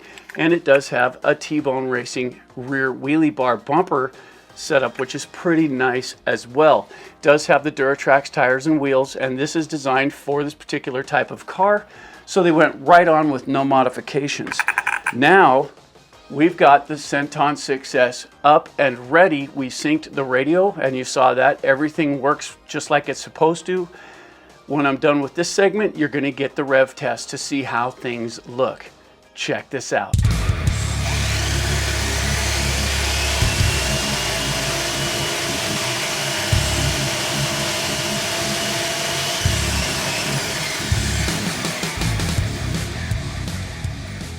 So that's the rev test, and as you can tell, the rear tires are a little bit out of balance, which at that speed you could see them vibrating back and forth, so we were only able to get about 3/4 throttle on that. With that gearing, it'll go a little bit faster than that, and I just really didn't want to rupture one and tear the body up, so we kept it at about 3/4 throttle. You know, these things are awesome. As far as that goes, it's built on the Typhon chassis, so that means that the Typhons generally handle really awesome on the ground. So I would assume this one's going to do the same thing. We won't know really until we get into the third video in the series, where we're going to actually take it out to the track and test it as soon as the weather allows. Right now we still have snow on the ground, so it wouldn't be a fair test to the car. So it's going to sit on the shelf for a couple of videos, guys, and then we'll get it out when the snow's gone so we can actually put a decent test to it. And we were talking about this here at the studio, and yes, we're going to run it against the Mojave, we're going to run it against the 3S, but we're also going to throw the UDR in the mix to be fair, and we're going to get a Slash in there. I've got a buddy that's got one that he thinks a lot of his Slash, and I'm really happy he likes it. We'll bring it out and see how that competes as well. He's put a lot of parts into that, and it should be a really cool test. Now, with the DX3 radio in there, syncing was a snap. All you got to do is hold down the button on the receiver, push the power button, it'll go into blink mode. On the transmitter, hold down the sync button and push the power button, it'll come on and it'll sort of see it. That blinking will stop in the car. Then you pull the throttle, let off, it'll blink, brakes, let off, it'll blink, left, center, it'll blink, right, center, it'll blink. Let it sit for a second and then test it. Then make sure you turn everything off. Turn off the car, turn off the transmitter to save the settings. And we were up and running just like that, and it was really awesome. It went together really good, and all the endpoints seemed to hit exactly right. Now, this one has a gyro, but we do have it turned off. We may test it, but it's such a short wheelbase, I don't know that the gyro is going to be necessary. But if we want to use it, it is in there.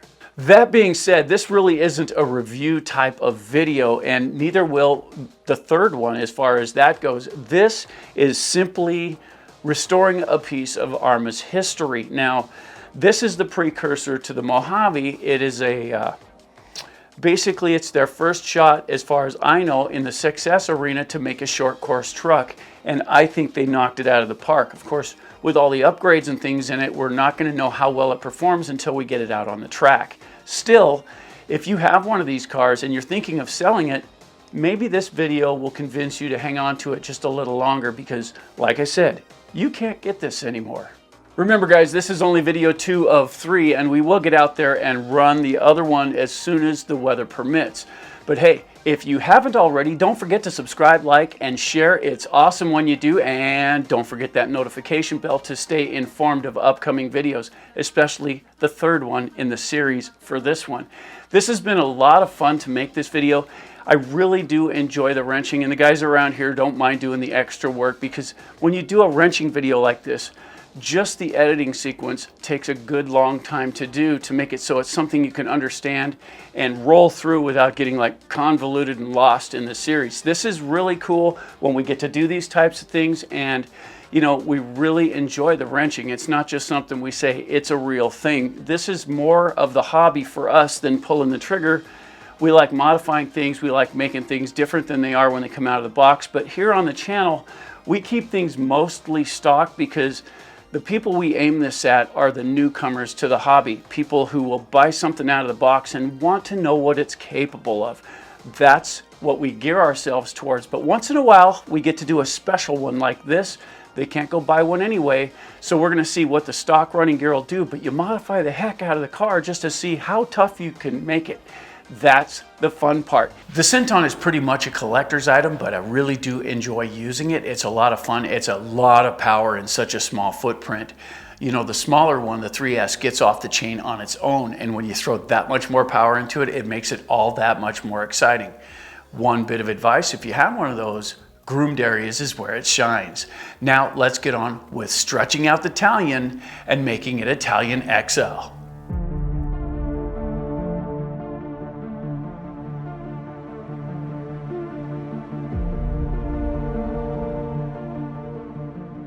Hey guys, in this video, we're gonna build an ARM Italian 6S XL, and that means it's gonna become 7th scale, which is really cool. We're gonna go ahead and install a Mojave chassis and all the stuff to stretch it out good, and we're gonna put as many EXB components on it as possible without getting way out of pocket about it. We are gonna keep the stock differentials, which I'm a fan of. They work really good, and they'll take just about any kind of oil you wanna put them in as far as density and that kind of thing goes. But when we get it stretched out, it'll have the same footprint as this thing. That is the Arma Fire Team. And you know, it's a really fun car to drive, but it does have its issues. In this video, we're gonna build a direct competitor to it, same footprint. We're gonna use the Outcast tires and wheels, which are the same size and width. It's gonna work out really good. I have a feeling this is gonna be a blast to do. Check this out. So let's begin. Let's get this thing taken apart. And we'll start with the rear end here. And I like to get my screws all in the same spot. When I take something out, I like to put it back just so I remember where it goes. Just put it right back in place. And we'll get the top brace out. There we go. Nice. And like I say, put the screw back in, then we know where it goes. We don't have to hunt for it later.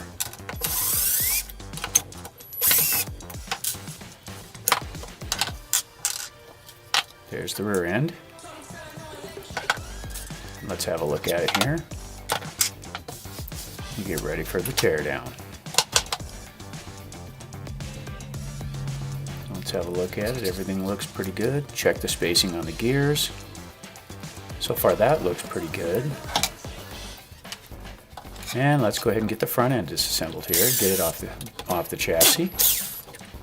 And we want to go ahead and detach these because we're going to swap some components out and we need those free, and one of the components we are changing is going to be that whole assembly for the steering and all that. So still want to keep the screws where they belong because I'll probably put it in another car later. There's nothing really wrong with it, but we are upgrading.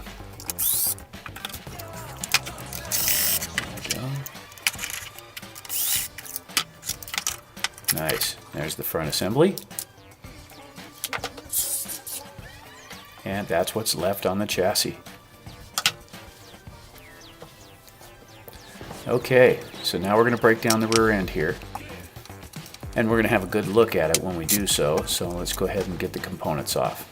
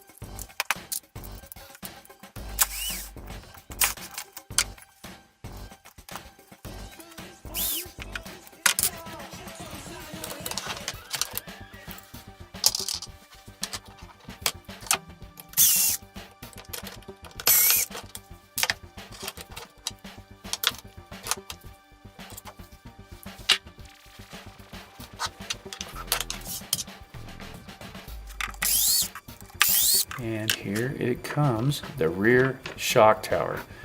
And that's the stamped aluminum there, so it's not all that strong.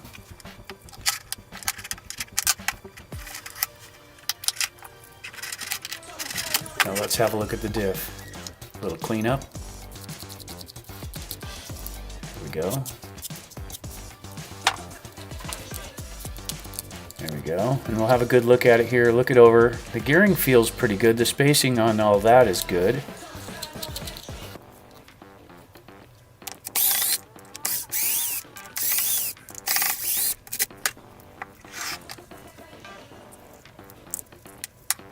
Pop it out and have a look.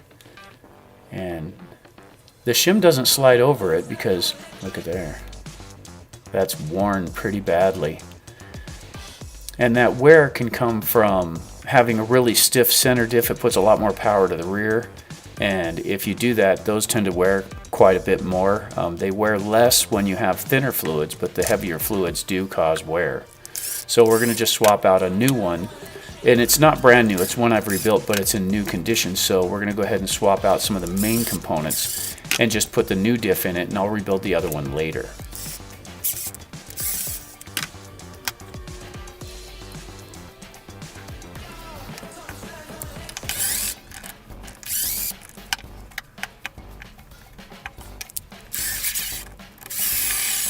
Don't forget, always tighten this stuff by hand. Those screw guns can melt threads out like crazy.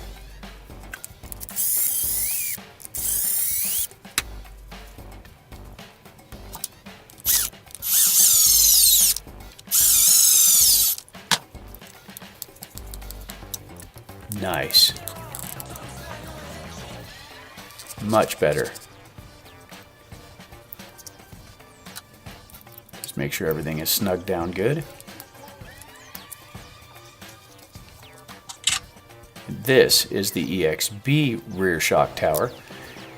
And like I say, nice and easy with the screw gun here because you can melt the threads and then always torque by hand. But this one here is made out of the 7075 T6 aluminum, so it's much stronger. There we go.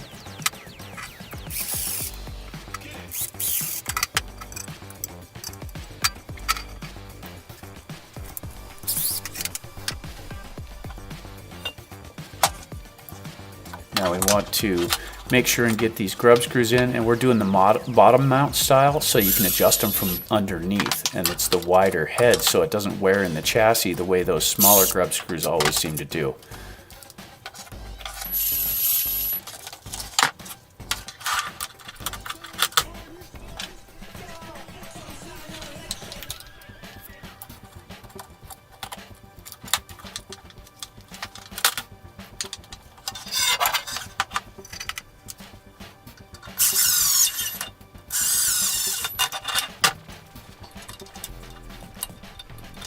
Check the suspension, make sure everything's working okay. Yeah, it feels pretty good there.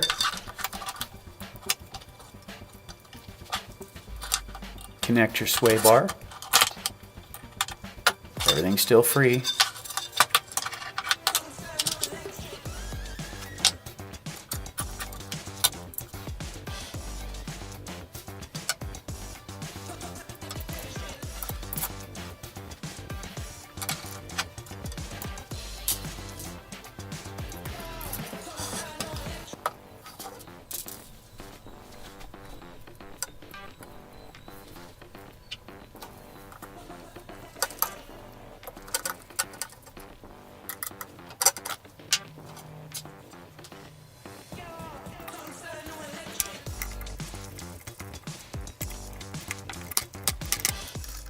Get the standoffs in place. Even though this is all in metal here, we still want to tighten it by hand. And for this build, I've opted to go to the inside of the two holes to give just a little more elevation.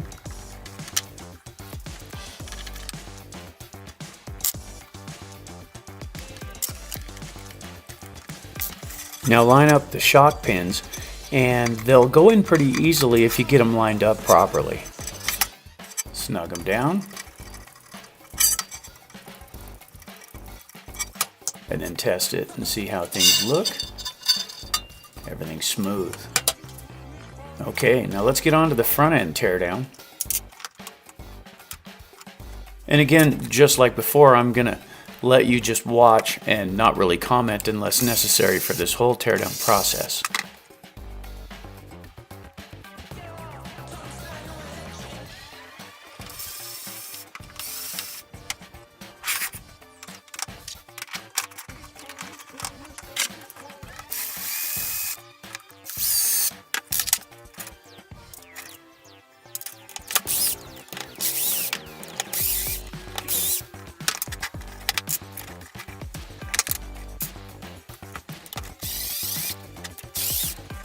And here we go.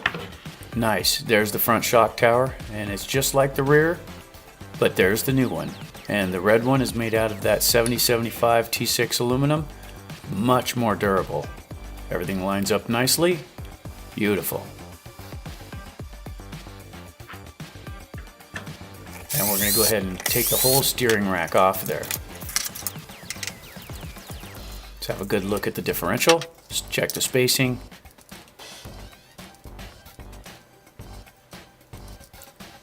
Go ahead and get on with the build.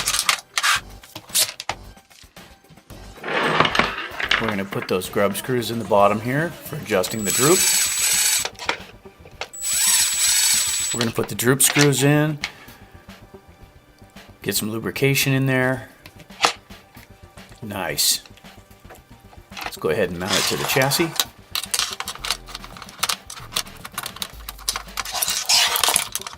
I like to get the back screws in first. Hold her in place.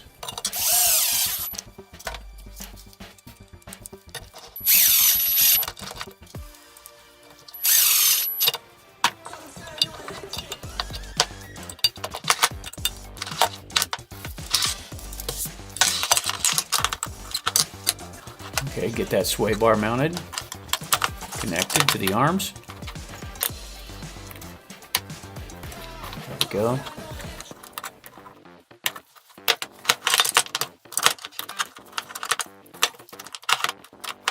Unfortunately, I lost one of the video files, so you don't get to see the two screws going into the shock tower at the bottom there.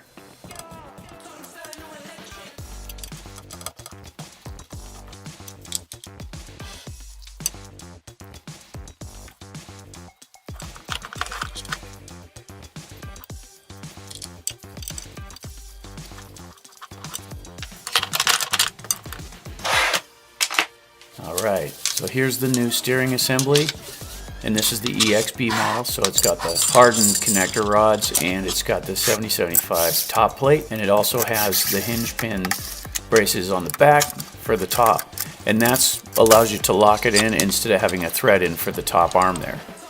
There's the pins right there.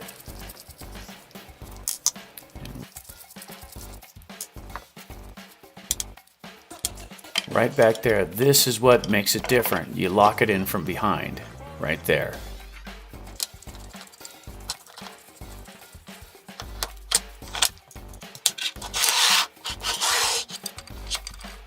You'll notice the little blue spacers. I'm not a fan of the ones that come with the car. Those are just little plastic spacers. They do the same job as the ones that come in the kit, but they can't come off.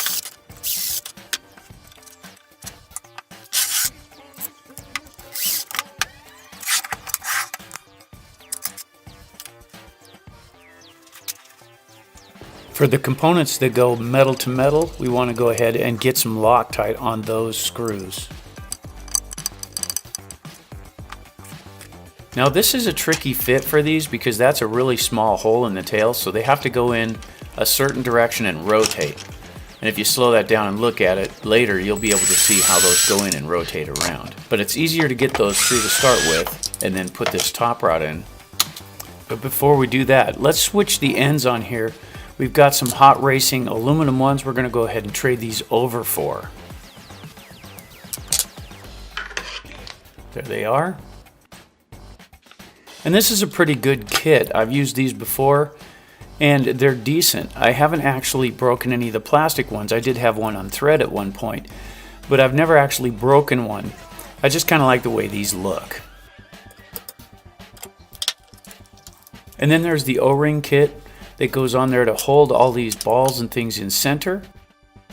Slide that through the middle and then slip the O-ring over the end. Do that to both sides, and that keeps that in place.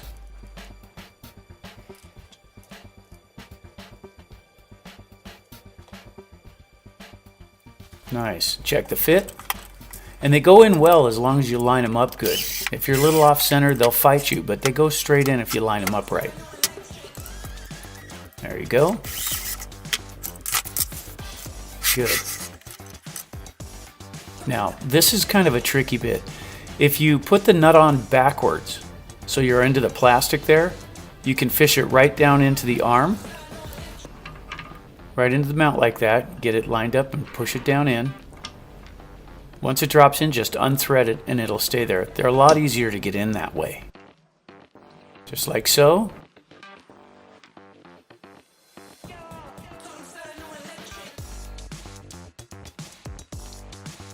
And then fish it right down in there. Once it drops in, just back the threading off, and there they are.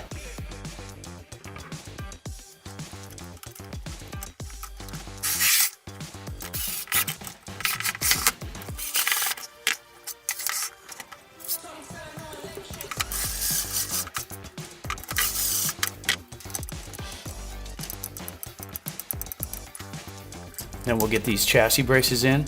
And for now, we're going to go ahead and use the temporary ones. These are the stock ones, and they're plastic. We do have a set coming that actually fit the vehicle. So for now, just for the build, we're going to use the plastic ones, but it will have the metal ones when it goes out to run.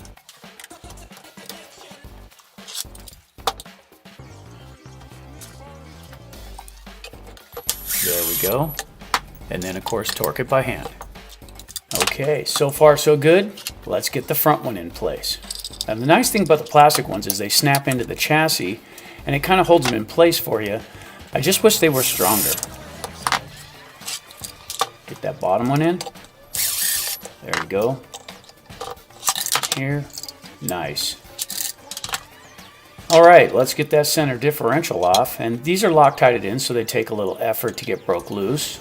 And use a good wrench for this, guys. If you don't use a good wrench that's in really good condition, you can strip the heads out on those and it makes the job 100 times more difficult.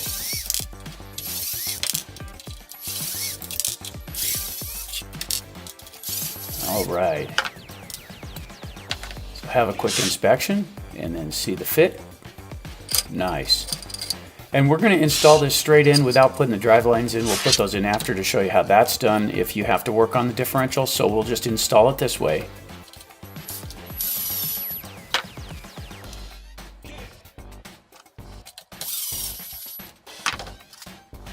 A little more Loctite. 1, 2, and 3. Torque them down. There we go. Now to get the top off, we're going to pop this up out of the way and take the top 4 screws off.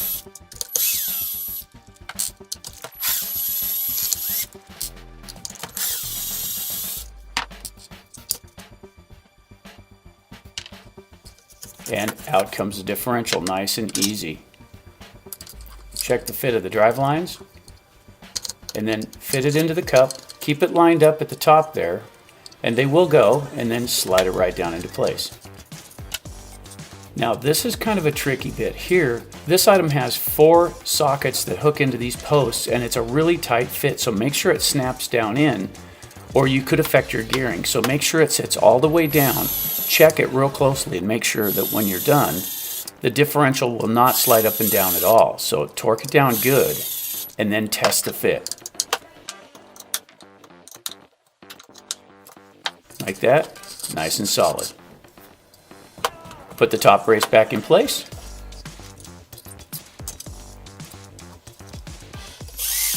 Just like that. Okay, now let's go ahead and get these extra bits off of here because this actually came with the aluminum pieces on it, but we don't need those. We do want to keep the screws in place though.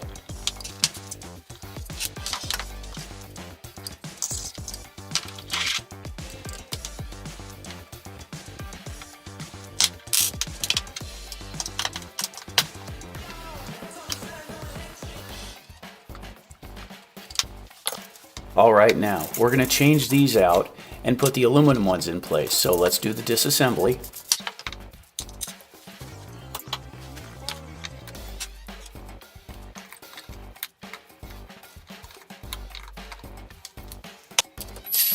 And even though we're getting rid of the outer pieces, the arms are going to stay. So nice and easy pulling these out of the arms so we don't heat up the plastic and strip out the threads in the arms. You will have trouble with those backing out in the future if you go too fast.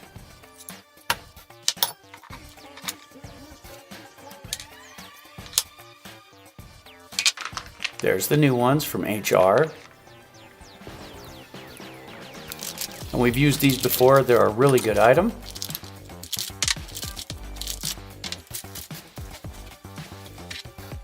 Very nice. Clean up our components. And let's do our assembly.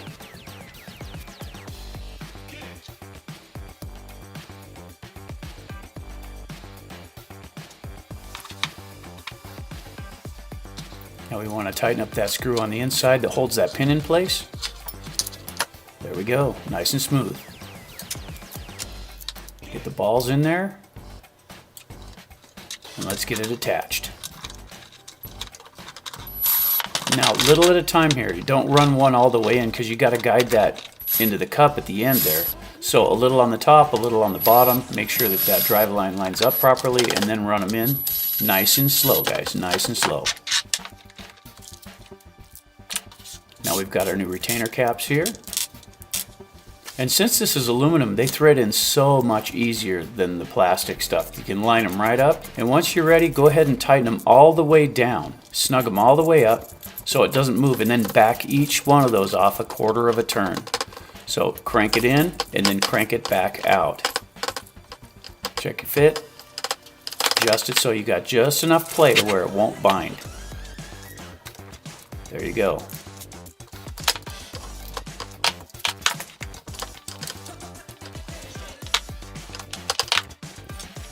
Now we'll go ahead and connect the steering linkage. A little bit of Loctite, metal on metal, remember?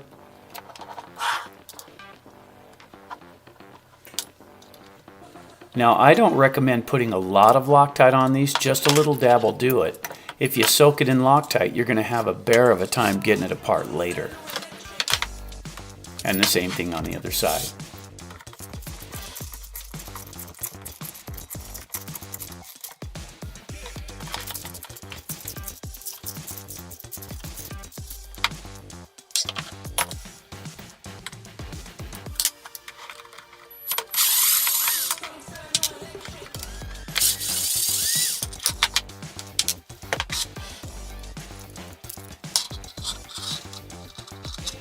This one's a little bit stubborn, so we had to put some muscle on it. Also a good reason to have really good tools. If your tool starts to wear, I definitely recommend getting a fresh one, because these, once you strip those out, it is terrible to deal with.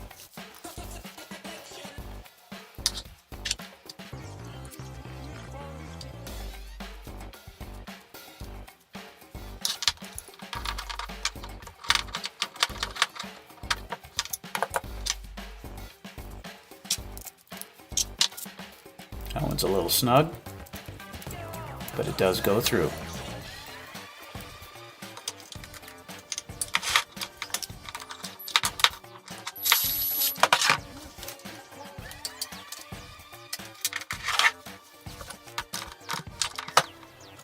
Get it lined up, a little on the top, a little on the bottom, then back to the top.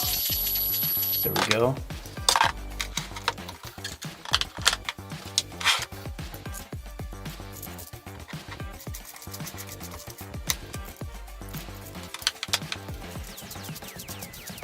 Remember, run them down snug and then back them off a quarter of a turn and then check your fit.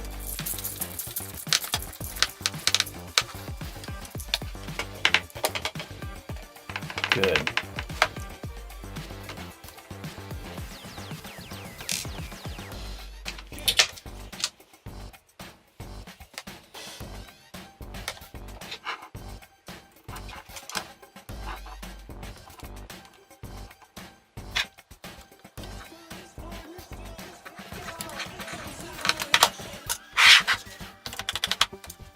Okay, let's get those side skirts off. And since we're changing chassis size, the odds of these all lining up for the holes is not good, but we're going to see how they fit here real quickly.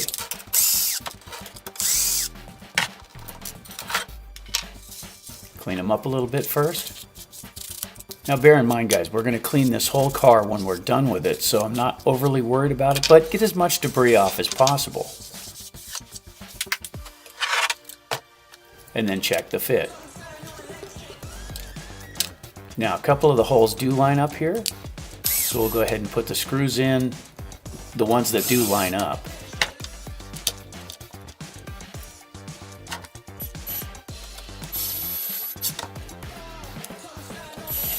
And this one, 3 of them actually line up on that side.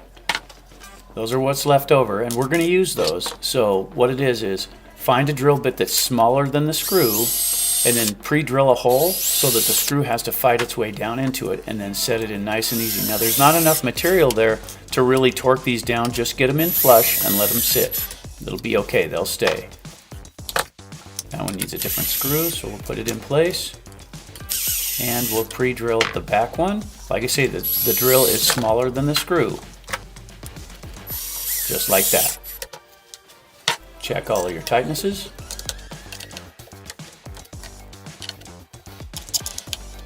There we go.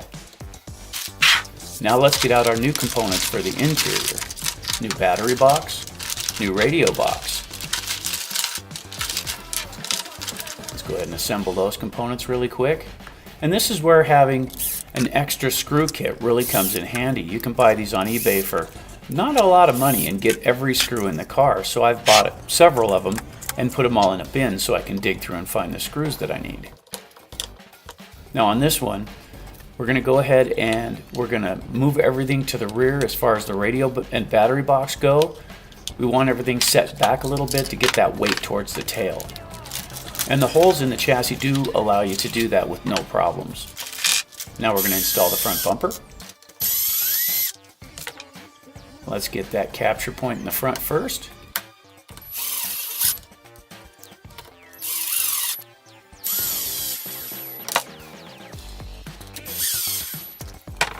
Got to pull these outer 2 here, and then the bumper should sit right in place. And these are really nice bumpers, guys. These EXB bumpers, they do a great job. And when you run into things, it will spoon you up and over it most of the time instead of slamming you into it and stopping the car. So these are a really good add-on to the car.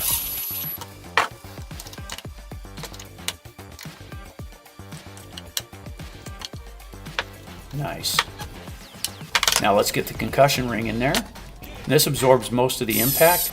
And these are what fail all the time, but they're a pretty simple change. There's 4 screws, and that's it. Pretty easy fix.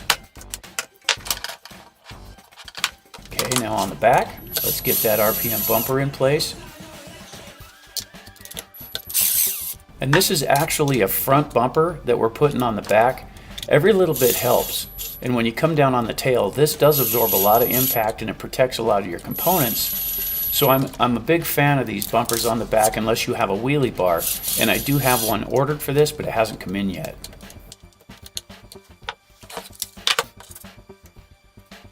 Well, let's get that servo in place.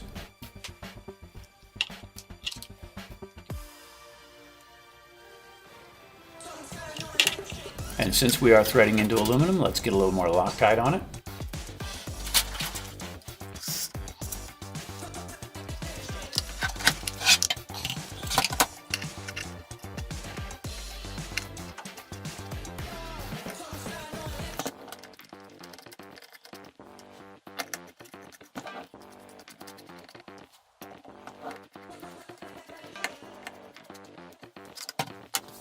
Snug them all down. There we go. Let's feed the wire through where we want it to be. Get that servo hardened connected. You may have to detach this later to center the servo, but for the build this will work. Now we want to put the speed control in, and we got to hook it on the mount. And this is a brand new mount, but it's designed for this speed control, so it goes right on. There's even a spot for the switch right there on the left side, so we'll connect that.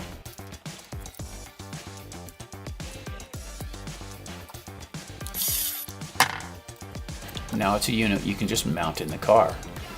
Now let's get the wire run. There we go. Goes in this direction. Feed the wire under. Line it up with the holes on the bottom. And put it in place. Pretty simple.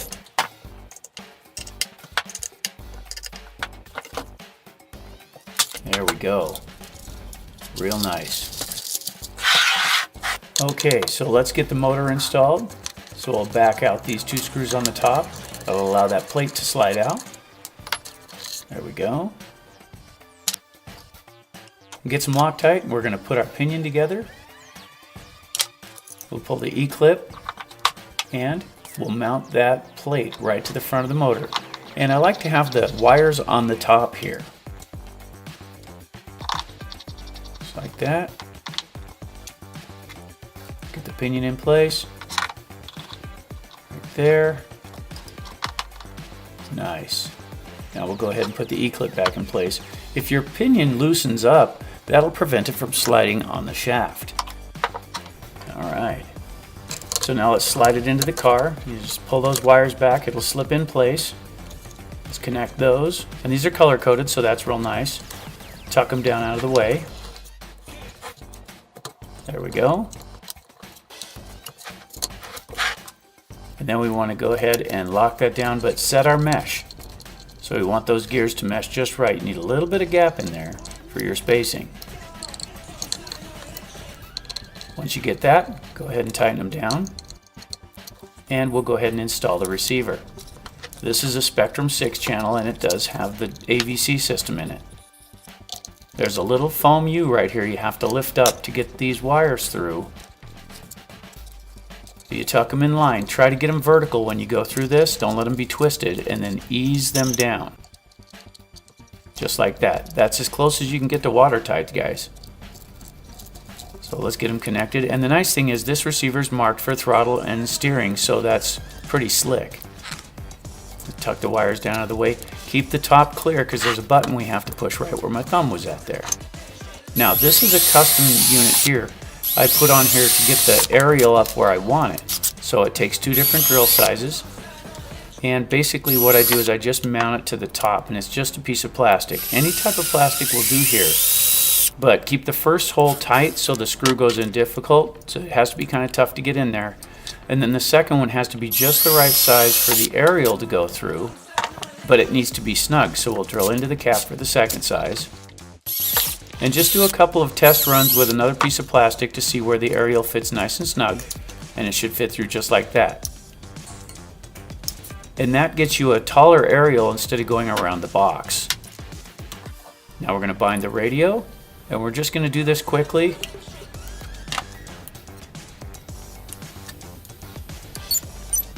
There we go. Let it set for a second. There, now everything's working. Just like that. Make sure to turn everything off to save the settings. Now we can put our radio box together. And when you're doing this, be really careful not to bind any of the wires between the lid and the housing because you can snip through those when you tighten it down. So be real careful.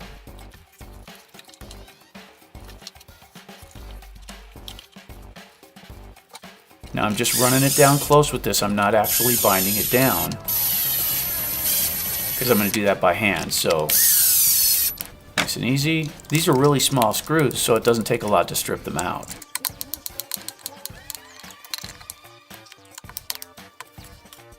Done. And let's go ahead and get the body mounts on the front.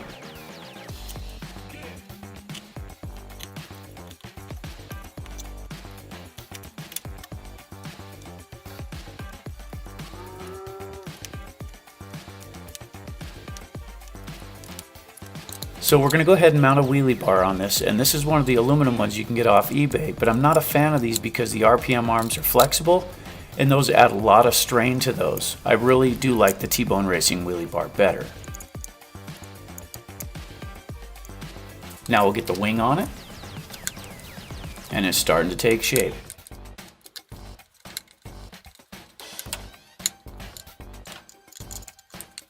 We're getting close, guys.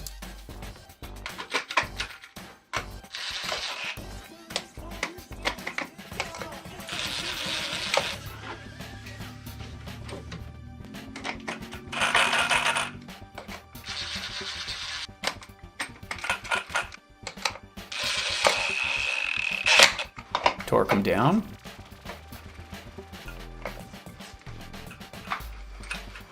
Okay, so there's the basic build, but we still have one thing we need to attack.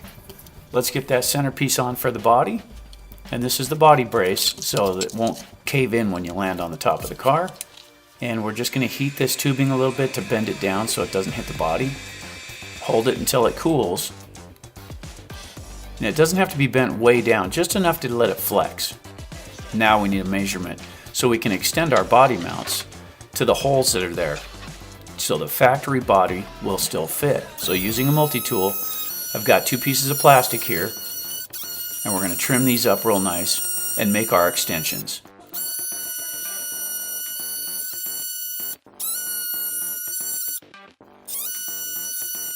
Now the flatter the better on this part. Now we need to get our distance measurement.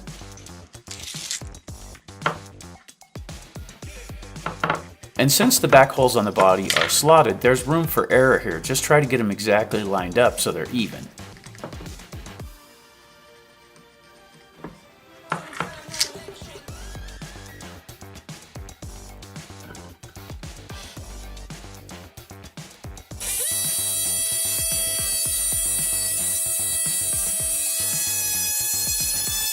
Okay.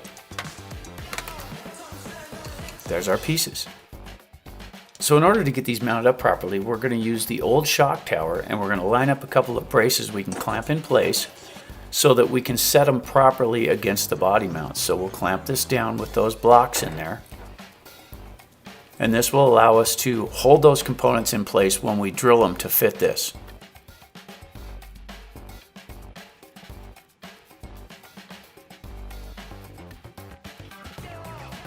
See how that holds the bottom and the clamp is holding the plastic bits?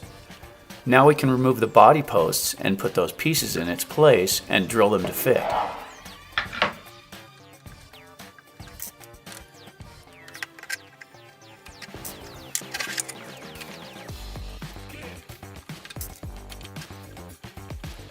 Okay. Pretty straightforward. See the holes? That's where we have to line those new extensions up. So we'll line them up like so, and we just need to get a pilot hole started so that we know where it's going to mount, and then we'll drill it. And this drill bit is smaller than the screws we're going to use, so it'll be nice and tight. So it'll take a little doing to get the screws down in there.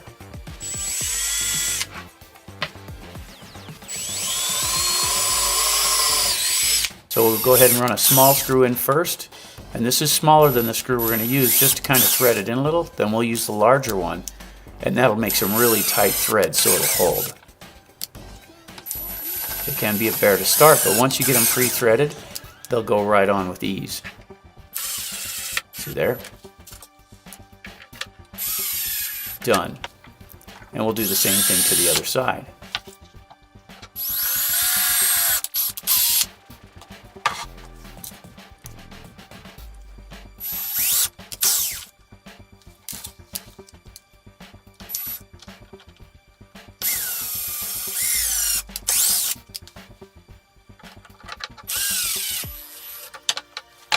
With that one held in place, we'll go ahead and drill the bottom hole.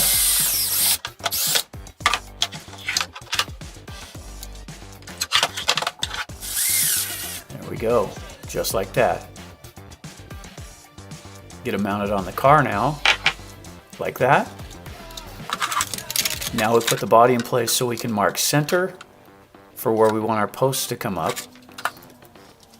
And we'll just drill those out so the posts go straight through. And you can see I put a lot of pressure on that to drill it through, but they don't give. They flex a little, but they don't give.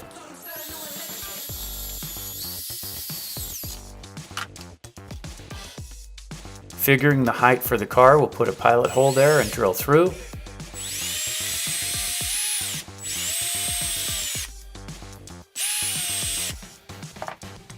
And we'll go ahead and screw it in. Just like that. Nice and snug. Same thing on the other side, same elevation. Got to line it up with that hole that it goes through.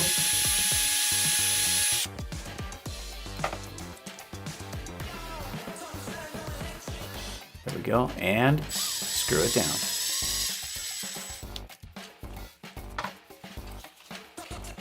There we go, and let's see how it fits. Get the clips in place.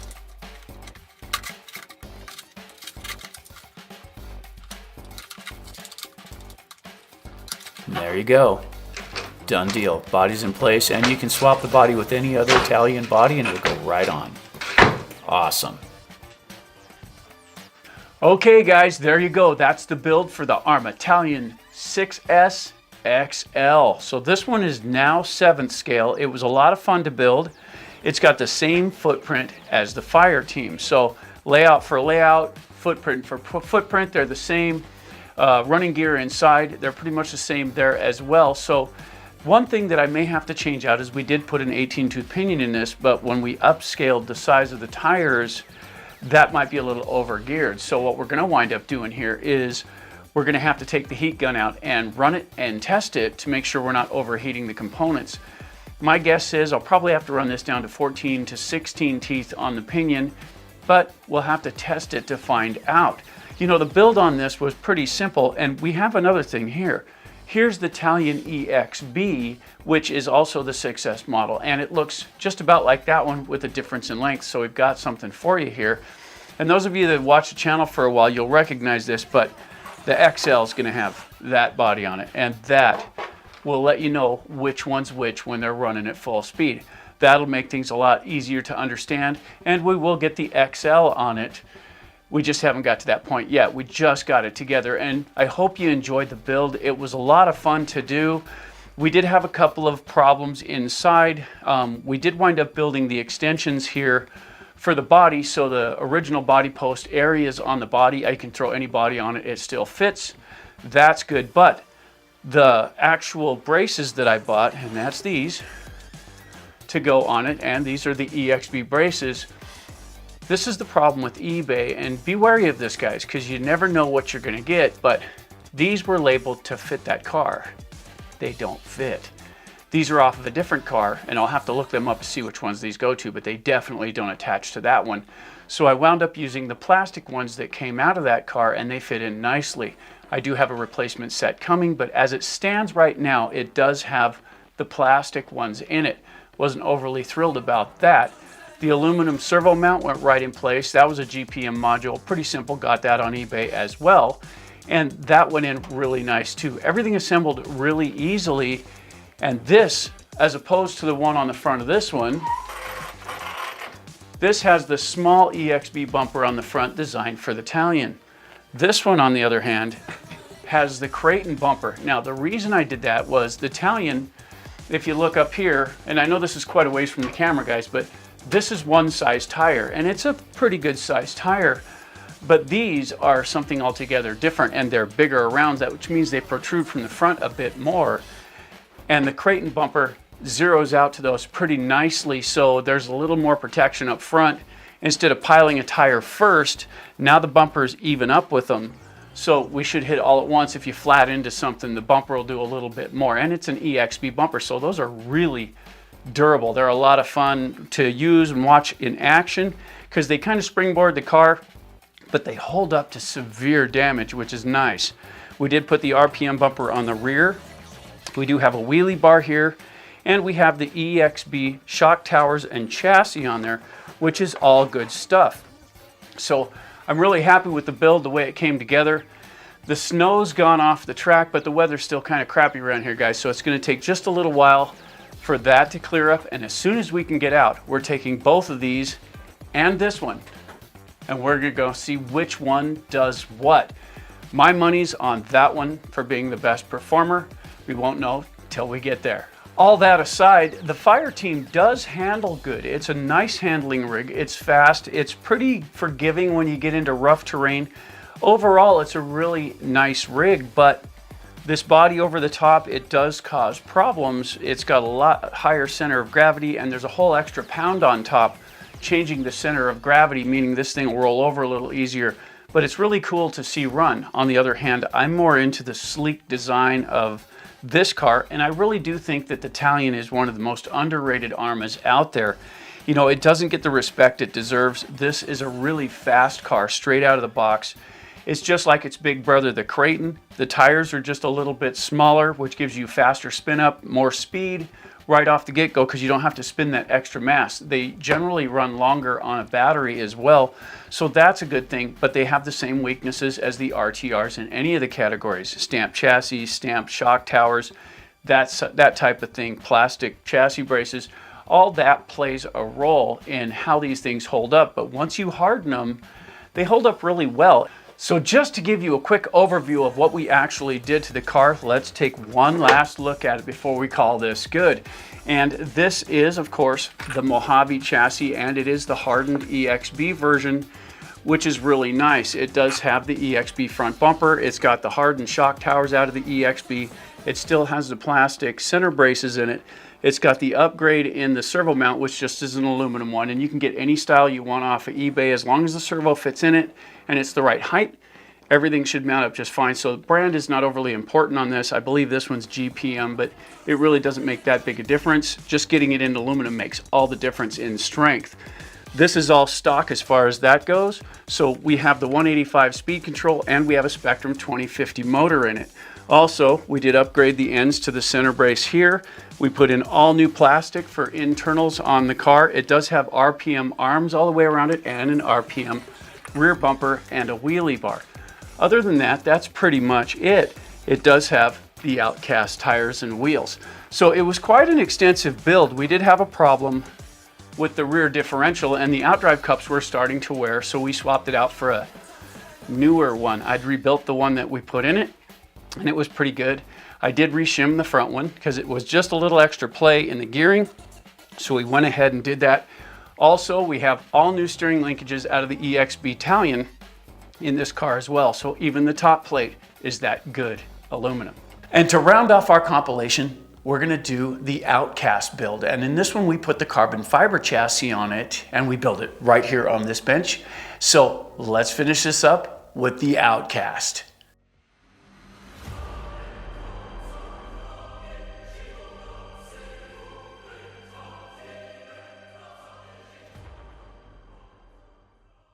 Hey guys, in this video we've got the Arma Notorious build, and what it is we're going to take this thing all apart and we're going to build an Outcast. And I've heard in the comments that you guys think we're going to build an EXB version, and that's kind of maybe not, but we're going to put some pretty cool parts in this and keep the cost down as best we can. Now, this one's going to be the Outcast, and we did get the EXB body for it, which I am pretty impressed with. We haven't pulled the plastic yet, but the EXB body looks pretty badass, and I'm really a fan of this one over that one. I like the newer body styles better, so for me, that looks pretty cool. We're gonna go with that. Also, we bought ourselves a plastic kit, and if you go on eBay and you type in the type of car you have, say you go Arma Outcast 6S, these guys buy the cars and they part them out. This is all the plastic bits that go in there, from the bumpers to the arms to everything. This is all in this kit. You can find them at random. I mean, these guys part these things out. I don't think this one has the arms, but that's irrelevant. It has the battery tray, radio box, servo mount. Everything is in this. So I've got a brand new dose of that for the car. We are going to change the arms over, and of course, you guys know we like RPM. So we've got some RPM arms, but these are version 5s, and so these are designed for this type of car. That's a version 5 Notorious. So we're gonna make a V5 Outcast out of it, and we have all 4 corners of these. So that's pretty cool. We do have the EXB shock ends, so we're gonna add those to it. We also have the EXB shock towers, and so we're gonna put these in place too to make those a little tougher. These are for the center brace that goes all the way through. These are the aluminum ends for it, and these work pretty well. Also, we're gonna upgrade, since when we did our test run, the servo gave up. Here's a 35 kg VTEC servo, and we use these in a lot of these and they work really well. If we find the bearings are having problems, we've got a new bearing kit, and this is from Full Force RC. Alongside that, we are going to extend the wing up some, so we've got RPM wing mounts, we've got Italian wing, we've got an EXB Kraton front bumper. Now, if you don't know this, T-Bone Racing folded and closed up shop, and I'm really a fan of their wheelie bars. I bought 2 of them, had no idea this was going to happen, so I got 2 of them. These are for the Kraton. They will fit that car, so I'm going to stick one on there. The weird thing was I was online looking at their site when the website blinked, and it just, all the stuff that they had was gone, and it said, "Thanks for all your support, TBR out." And that's that. They're done. So you can't get these anymore, so they are what they are, but I love these. They really made a great wheelie bar. So we're going to put that on there, and here's something new that we're going to try. There's a carbon fiber chassis for this. It's about 1/4 of an inch thick. It's got a billet aluminum 70-75 front bezel on it, and it looks like it's pretty well made. It doesn't weigh a whole lot, but carbon fiber is exceptionally strong, and it came with a screw kit. So in this video, we're going to jack all this stuff in, and we're going to put this whole thing together. In the next video, we're going to see how it works out. So this is the build video, guys. Check this out. So let's go ahead and have a look at the chassis. And this carbon fiber chassis is pretty thick. It looks pretty good. And we've already disassembled the car just to have an inspection on it, and we're going to go ahead and use it as is. We did tune up the diffs and made sure everything was good to go, and we just want to fit it on there. Not really worried about cleaning things up. We do want to get some good lube in here, but it is clean on the inside there. We are going to change 90% of the components, so cleaning it up isn't a big deal prior. We are going to clean things up as soon as we get it assembled. As long as the internals look clean, it's not a big issue, at least not for us. So let's get these components attached, and we'll see how that works. If you're curious, we are using white lithium grease, and that's something we've used here for a long time with no ill effects that we've been able to detect. We've heard both pros and cons about using it. Look, guys, use what works for you. If you don't like the white grease, don't use the white grease. Grease is grease. Get some lube in there. That's all that really matters. So that being said, let's get this together. Looks like everything's well coated there. We'll get the front end, and we'll get that mounted down. Now we're just putting a couple of these on here real quick, just to hold things together, and then we'll start pulling things down and making things nice and snug. If you look at the gap between, well, gap's the wrong word, the thickness between the aluminum and the carbon fiber portion. There's a pretty big change there, and that has the potential to cause problems in the long run. We'll see how that works as we build it, but if you look at that difference, that's significant. The original chassis is flat, so that could change things a little bit. So let's get some plastic components out now, and what we want to do here is we want to get the side rails. That's what we're looking for. And there's a lot of components in here, and we will use quite a few of them, but right now we're just hunting for the side rails. So let's sort those out. There we go. And we'll get those in place. Now the thing is, with the thicker chassis, we are going to have to use different screws than what we took out of it with the thinner chassis. So hopefully the screws for this will be in that kit, and they appear to be. So hopefully there's enough of them, but we'll go ahead and install the side rails just real quick.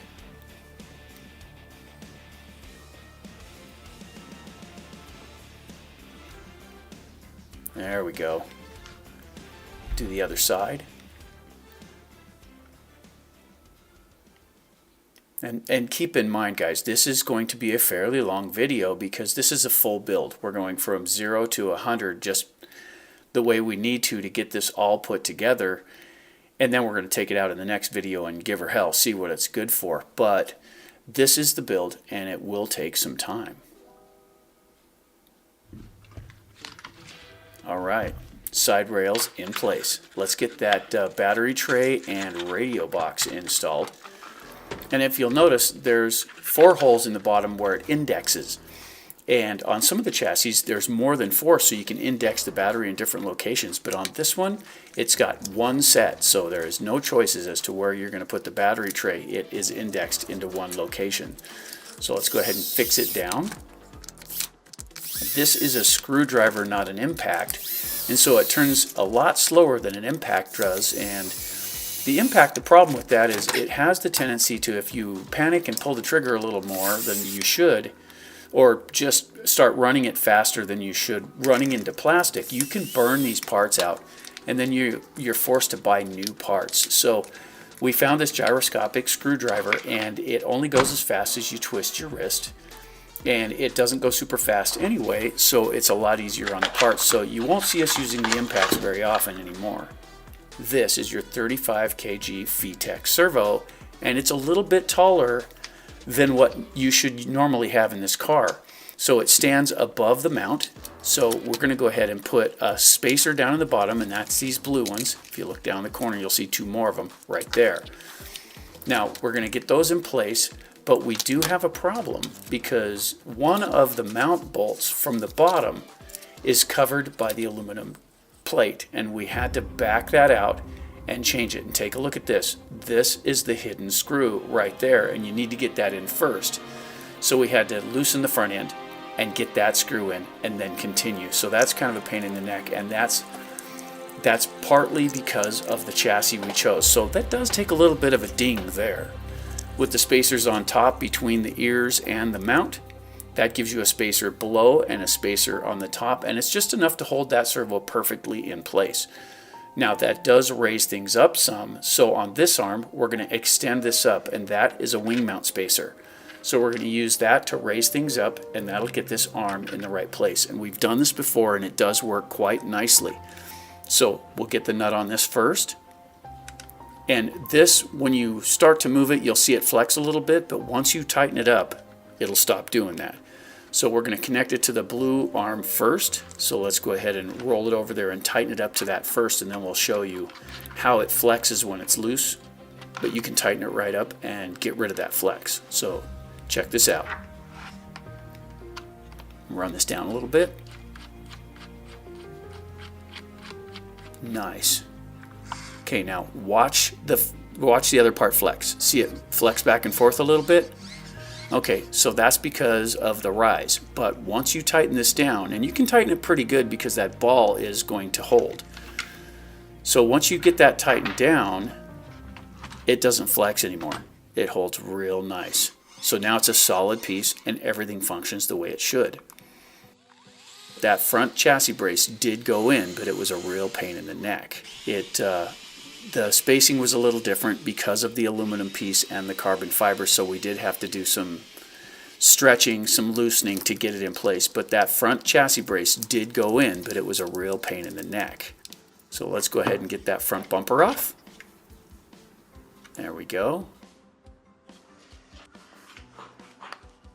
And we're going to pull out these spacers here, and these are used to index the top, and that sets how the front wheels react a little. So on this particular set of arms, there's two thin ones on the rear, and there's one thicker one in the front, and that's what they use to set the angle of the front wheels. So we need to get those out first so we can remove these. We are putting new arms on the car, so these will no longer be necessary. There we go. Now let's get those out drives off, because we are changing those as well. We're going to put the aluminum out hub carriers on it, so we want to get rid of these.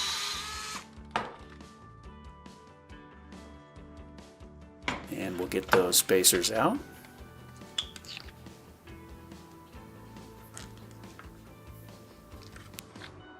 Nice. And we'll back out the pillar balls. And there's one more spacer right here on the top arm. So we want to keep that one. We'll probably use that again. So there's the top ball. These balls are all the same size, so it doesn't matter top, bottom, they're the same.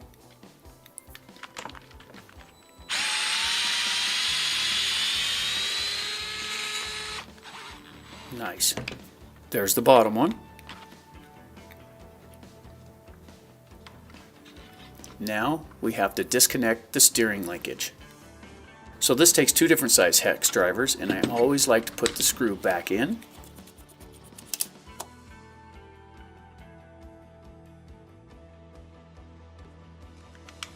And now we're going to back out the grub screw a little bit, and this will allow us to get that drive pin out. There it is. Drive pin's right there. And there's the hex. Now we can push the axle out. And it's just running through 2 bearings here. So there's the CV and the axle, and there's the outer and the inner ball bearing set. So let's push those out, and we'll give those a feel to see if there's any grit or any drag in them or anything. Make sure they're as smooth as they need to be. So quick check. That one's nice and smooth. That one's nice and smooth as well. So we're going to go ahead and reuse these, and that'll work out just fine. Now, since we just showed you how to take the other side apart, we're just going to speed through this side, so we're not going to go in depth here.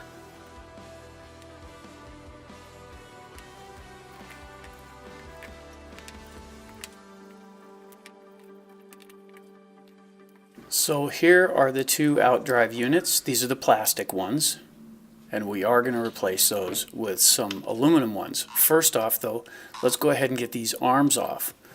Take the brace off the front. Hinge pin came with it, so we'll have to have a look at that. It'll come apart easy enough. Get the hinge pin out of the other side. And we want to go ahead and pull these 2 pins for the top arm. So we'll back these out. Nice and easy.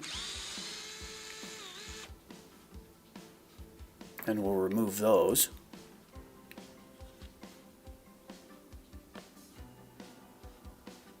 There we go. Not bad. Okay, now we'll go ahead and we'll pull the pins for the bottom of the shocks. This will detach the shock from the arm itself, so we got to get this out of there. And this is necessary since we are going to change the shock tower and we are going to change the arm, so all of this must come apart. This is part of the reason we didn't clean it yet, because no need to clean parts we're not putting back on there.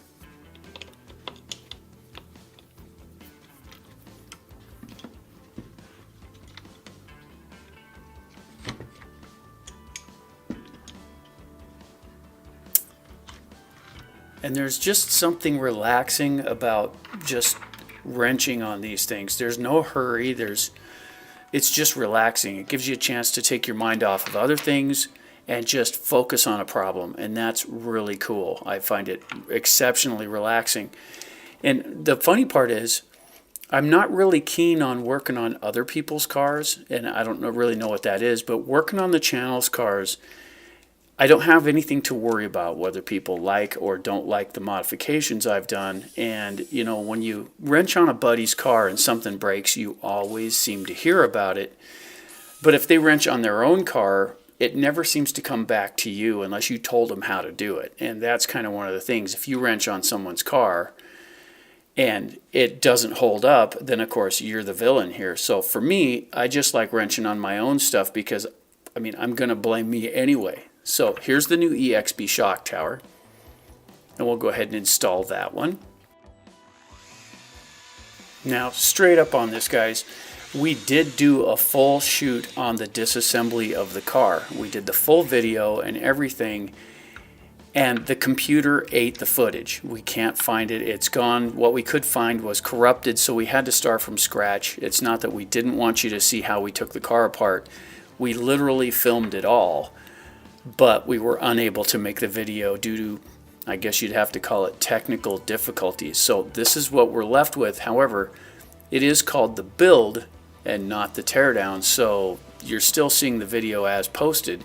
I just wish we could have been a little more complete and showed you how it come apart. So now we're transferring all the small bits and pieces from the old arms, which are the version 5 front arms, to the RPM arms that we're putting in their place. So it's just a matter of transferring things across. And I like to transfer them right there on the spot so you can look and see which hole things came from and put them right back in the same location on the new arms. Do one at a time and straight from one location to the other. Don't just take everything apart. But at least my brain doesn't work well enough to take everything apart into a pile and put everything exactly back where it was. I kind of have to see where it came from, and I think that's pretty normal for most people. So one item at a time from one arm to the other, and that will help you get everything in the right locations. There we go. There's another item here.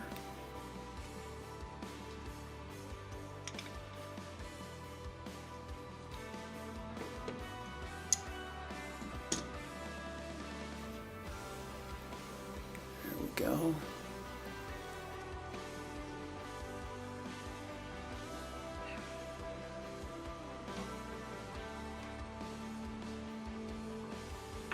There's the item we were looking for. Got to put the hinge pin back in. Now those are relatively straight and they had a little dirt on them, but they aren't as bad as they look. So we're going to go ahead and reuse them the way they are.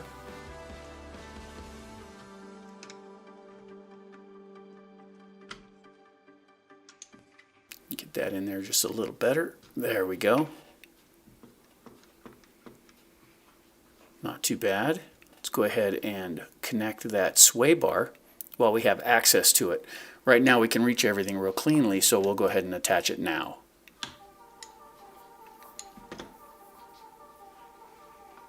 Top arm, same deal. We put it right back the way the other one came out.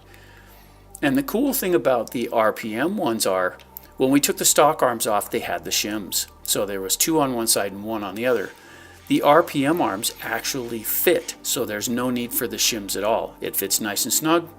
It's not tight down in any way. It does move quite nicely, but it doesn't require the shims, which is kind of a nice touch, I think. I'll go ahead and get the other side real quick.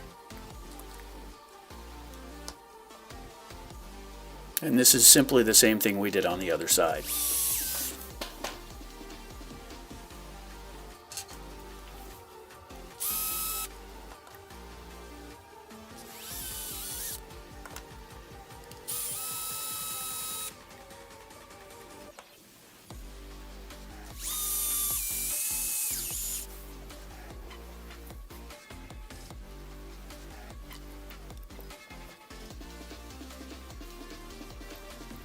It's looking pretty good now. Beautiful. Get it in place. We'll connect that sway bar. Now we need the top arm in place. Nice. Now let's get that brace in the front.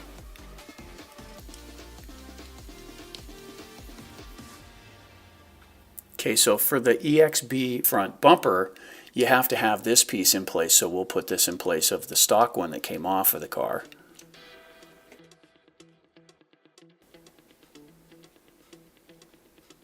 There we go.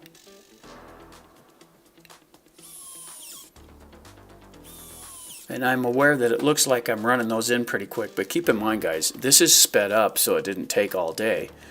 And so I'm not putting them in nearly as fast as it seems. Get that bumper in place. There we go. And I am a real fan of these front bumpers. That scooping front end, it gets you over more debris. If you don't have this sweeping front end like that, it will pile into stuff and it'll stop the car cold and bend stuff.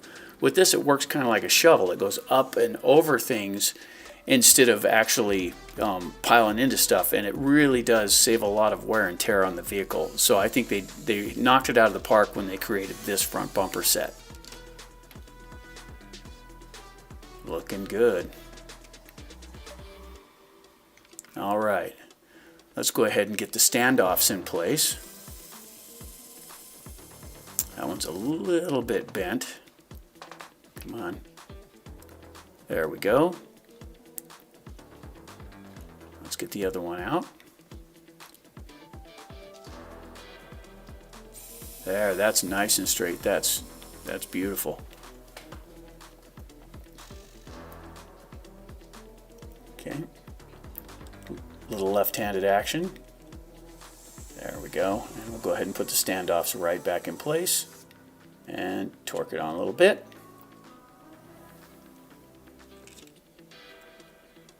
There we go. Get the threads lined up, and here we go.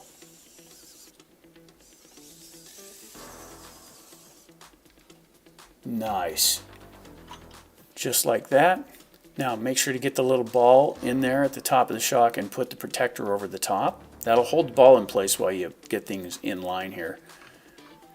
There we go. We'll do that for both sides. Get the nut in place.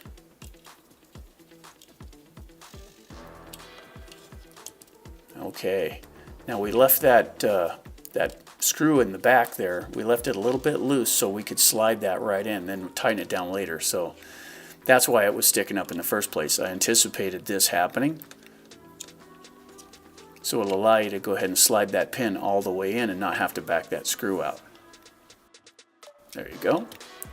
Now we can tighten those screws down and it'll fix that pin in place. With this, run them down snug. You don't have to crank it down. The pin has a little slot in it, so it'll hold it in place. Snug does the job here, guys. Excellent. It's really starting to take shape up in the front. Let's get those body posts in place. And this is one of the nice things about buying these plastic kits is they have all the little trinkets in them, and it's not like you can go to any one place and get them. The companies that take these apart are relatively random. One day they'll have what you need, they sell them out, they don't have them anymore, so you just need to search the part as far as the car itself and see if they have these full kits. Every now and then I stumble across one and it really helps. So this hub carrier is one we use on the Kratons a lot. This one, we've never had one of these fail. Everything fits together so nicely with these, and even when you have to work on stuff in the field, being that it's threaded aluminum, everything goes together so nice with these. And I'm not saying that this particular brand is stellar or anything, but having the aluminum ones is such an advantage over the plastic ones. It just is. They don't add that much weight. They add way heavy durability as far as those components go, and it's definitely worth the effort to put them on. So I definitely look for the Atomic ones because I've had such good luck with them.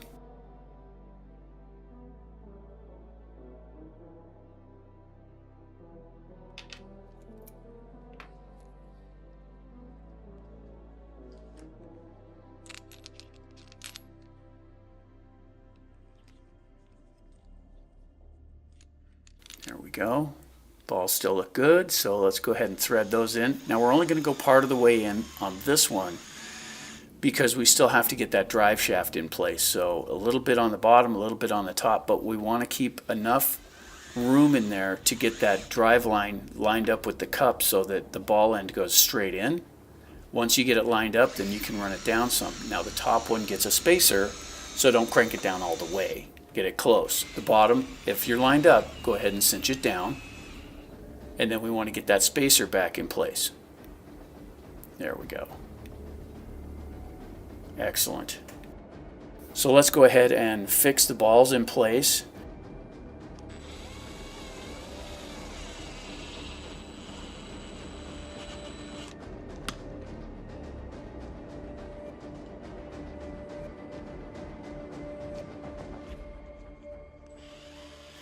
And these do a great job of retaining those. And the trick to these is run them down till they're snug down tight. So it's snug.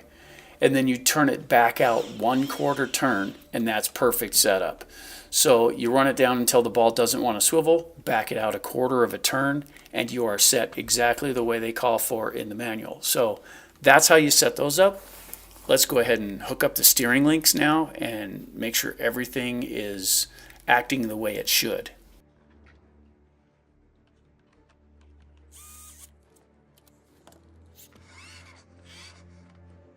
So we're going to quickly run through the other side as we did before. The assembly is just like the opposite side, so no need to go in depth here.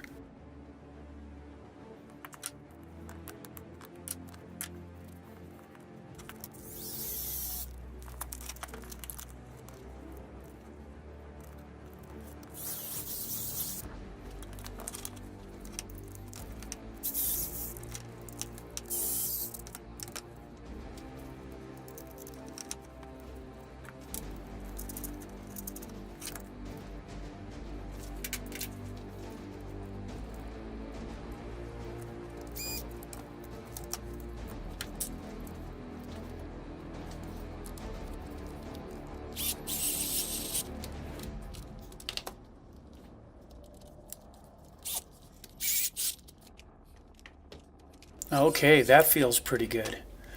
So let's go ahead and start on to the rear. A lot of this is similar to the front of the car, so we're going to do a lot less chatter on this one. We do enjoy just letting the video roll and enjoying just the build itself. We'll pop in once in a while and let you know the important bits, but basically, guys, enjoy the build.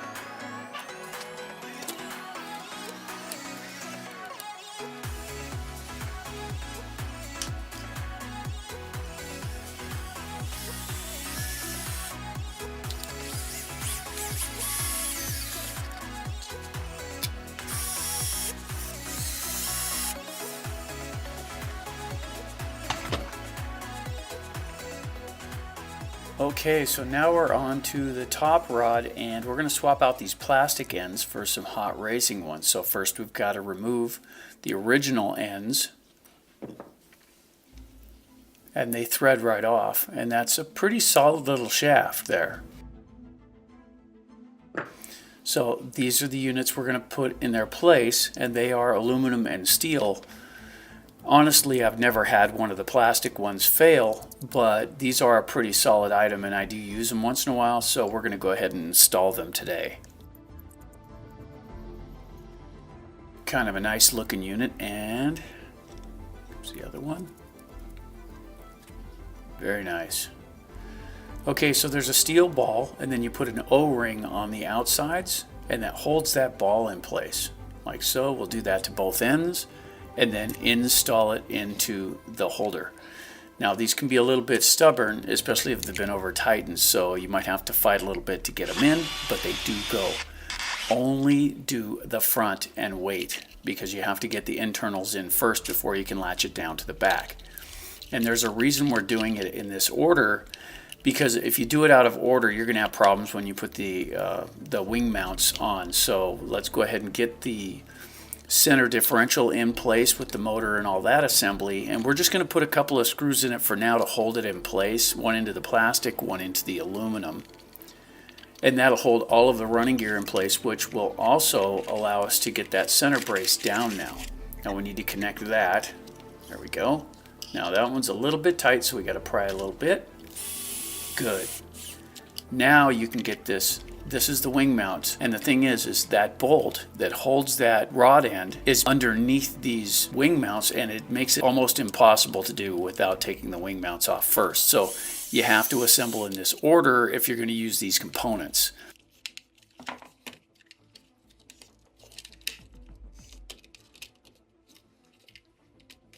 So we got the center brace into the rear now, and we're going to finish putting all of our controllers in that hold the wing mount and the chassis brace and all that in place. And remember, these spacers are offset. Small one goes away from the motor. That allows it to offset so the brace does not hit the drive shaft. Okay, let's get on to the wheelie bar now, and we'll go for the first component. These connect right through the back of the aluminum piece, so these new longer bolts do the job. But these parts here are important to make sure that you've got some strength in your wheelie bar. Now we're going to take out the front two, but we'll leave the back two bolts in, and I'll show you why in a second.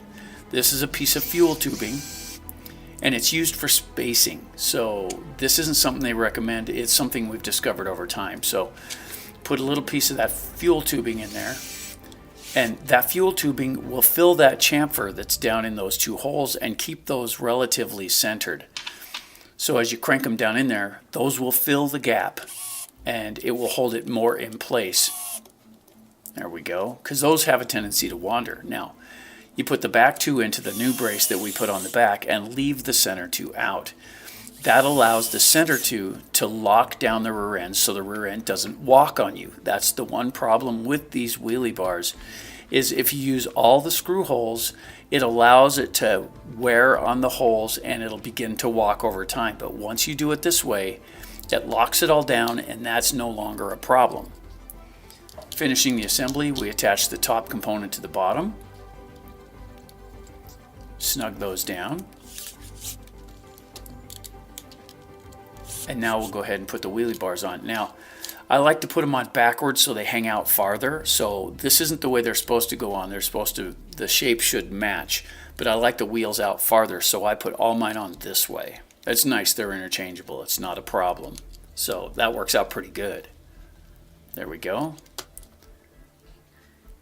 Now let's go ahead and assemble the rest of the wing mount. We'll get the jacks on the outside. And on this car, we're going to need to have those jacks all the way up to keep that wing up as high as possible, because the rear shape of the body is a little aggressive and it may be hard to get in there. So we're going to set it as high as possible. If later, if we find we need to, we'll lower it down.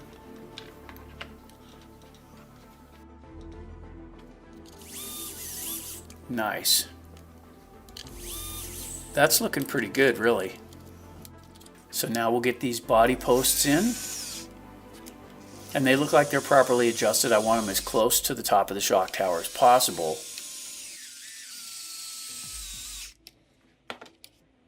Now we'll go ahead and add the speed control. It feels good to be down to the electronics at this point. So get one screw in there to hold it, and then just start feeding the other ones in nice and slow. No big hurry here. Don't melt the plastic. They're kind of short screws anyway, so you don't want to overheat the plastic with this. Nice. Okay, so far so good. Let's arrange the wiring to the motor. Looks like they were in backwards originally, so let's put them in forward. So they all look really nice and organized. There we go, that's good. And we might as well mount the on switch. Find the right screw here. There we go. And on this side pod, it holds it up nice so you can reach it. That's really nice. Now this little foam slit right here, you need to lift this up so that you can fish the wires down through it. If you don't pull it up, you'll have a tendency to bunch things. So you need to pull it out somewhat, not all the way, but somewhat. Now this is a 215. This is a Spectrum receiver. It's just a 2-channel. It has no gyro, none of that stuff. It's a small one. After we do our test sync or our bind, then we'll go ahead and we will stick this down proper. Right now it's just down for temporary.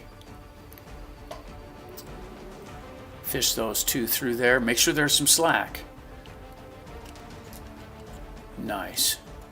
Just get the wires down. And let's finish locking down the motor mount. Now, I am using Loctite on all this stuff. You may not see it, but it's there. And we are using it on all the components.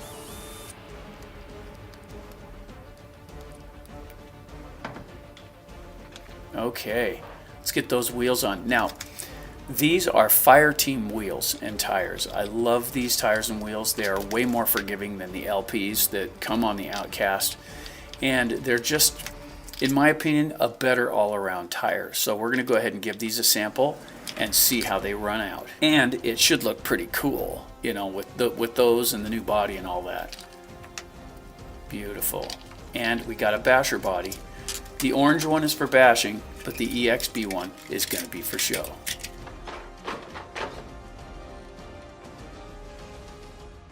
Okay guys, so there is the build footage for the Outcast. Now this Outcast 6S, it's not really EXB, although it does have some of those components in it.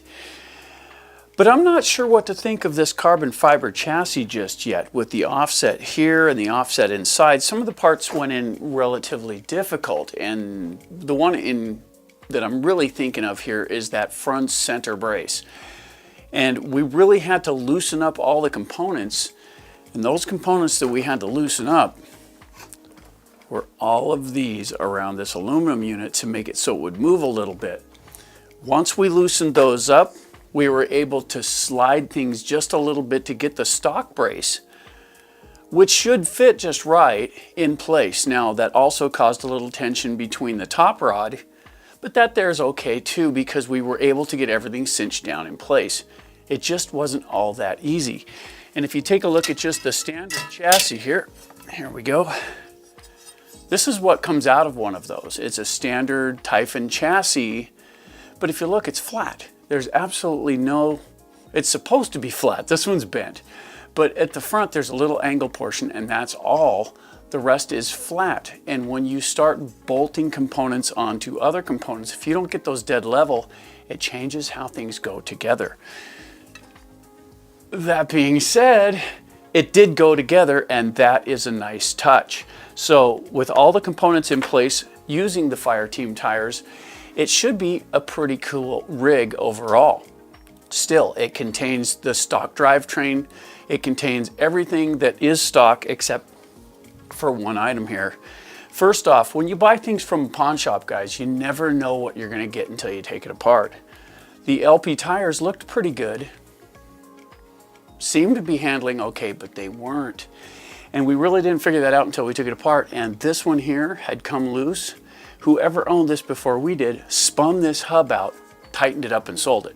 Okay, so this tire is junk. The wheel is hogged out. It's no longer usable. So regardless, we'd have to buy a new tire, at least one, probably a pair.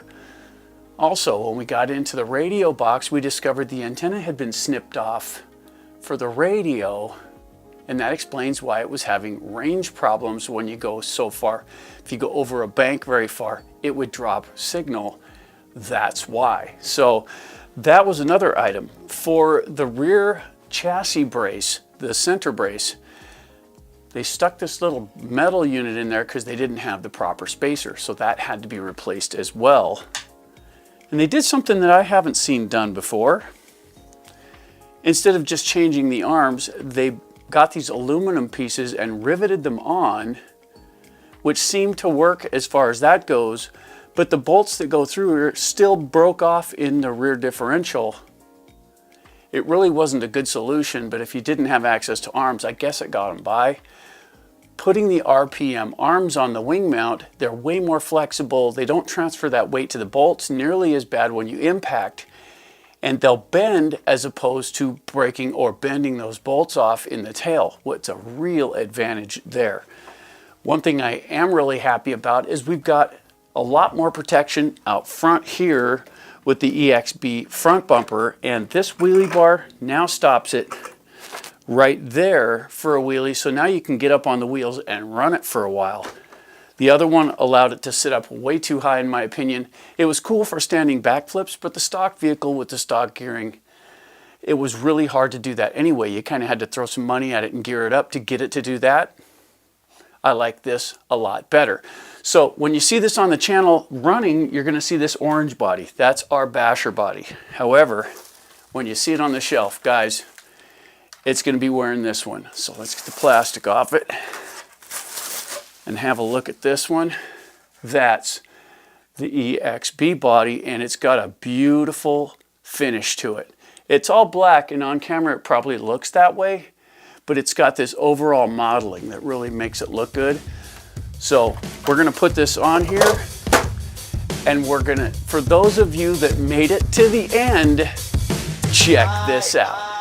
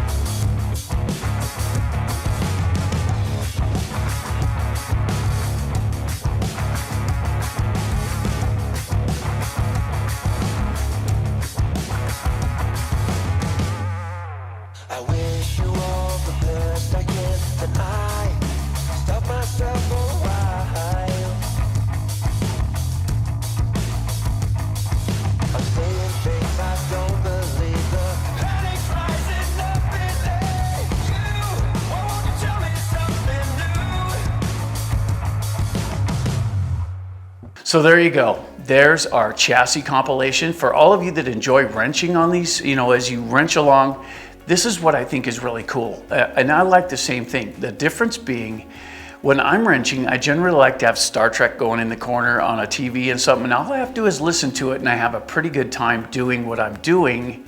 It's either that or I got the stereo cranked up, one of the two. But I really enjoy the old school Star Trek. That's kind of one of the things that I grew up with. And I don't have to see it anymore. I can just listen and wrench, and it just puts a whole different vibe on things. We hear in the comments that people love watching the videos, or at least having them run in the background while they're wrenching. And I get the feeling that that makes them feel like they're not wrenching alone, which is pretty cool. So for all of you that like to listen to these or watch them while you're wrenching, these are for you. If you have anything you'd like to add to this video, please feel free to get down in the comments below and help others along the way. For AJ Jam Studios, I'm AJ saying, keep ranching.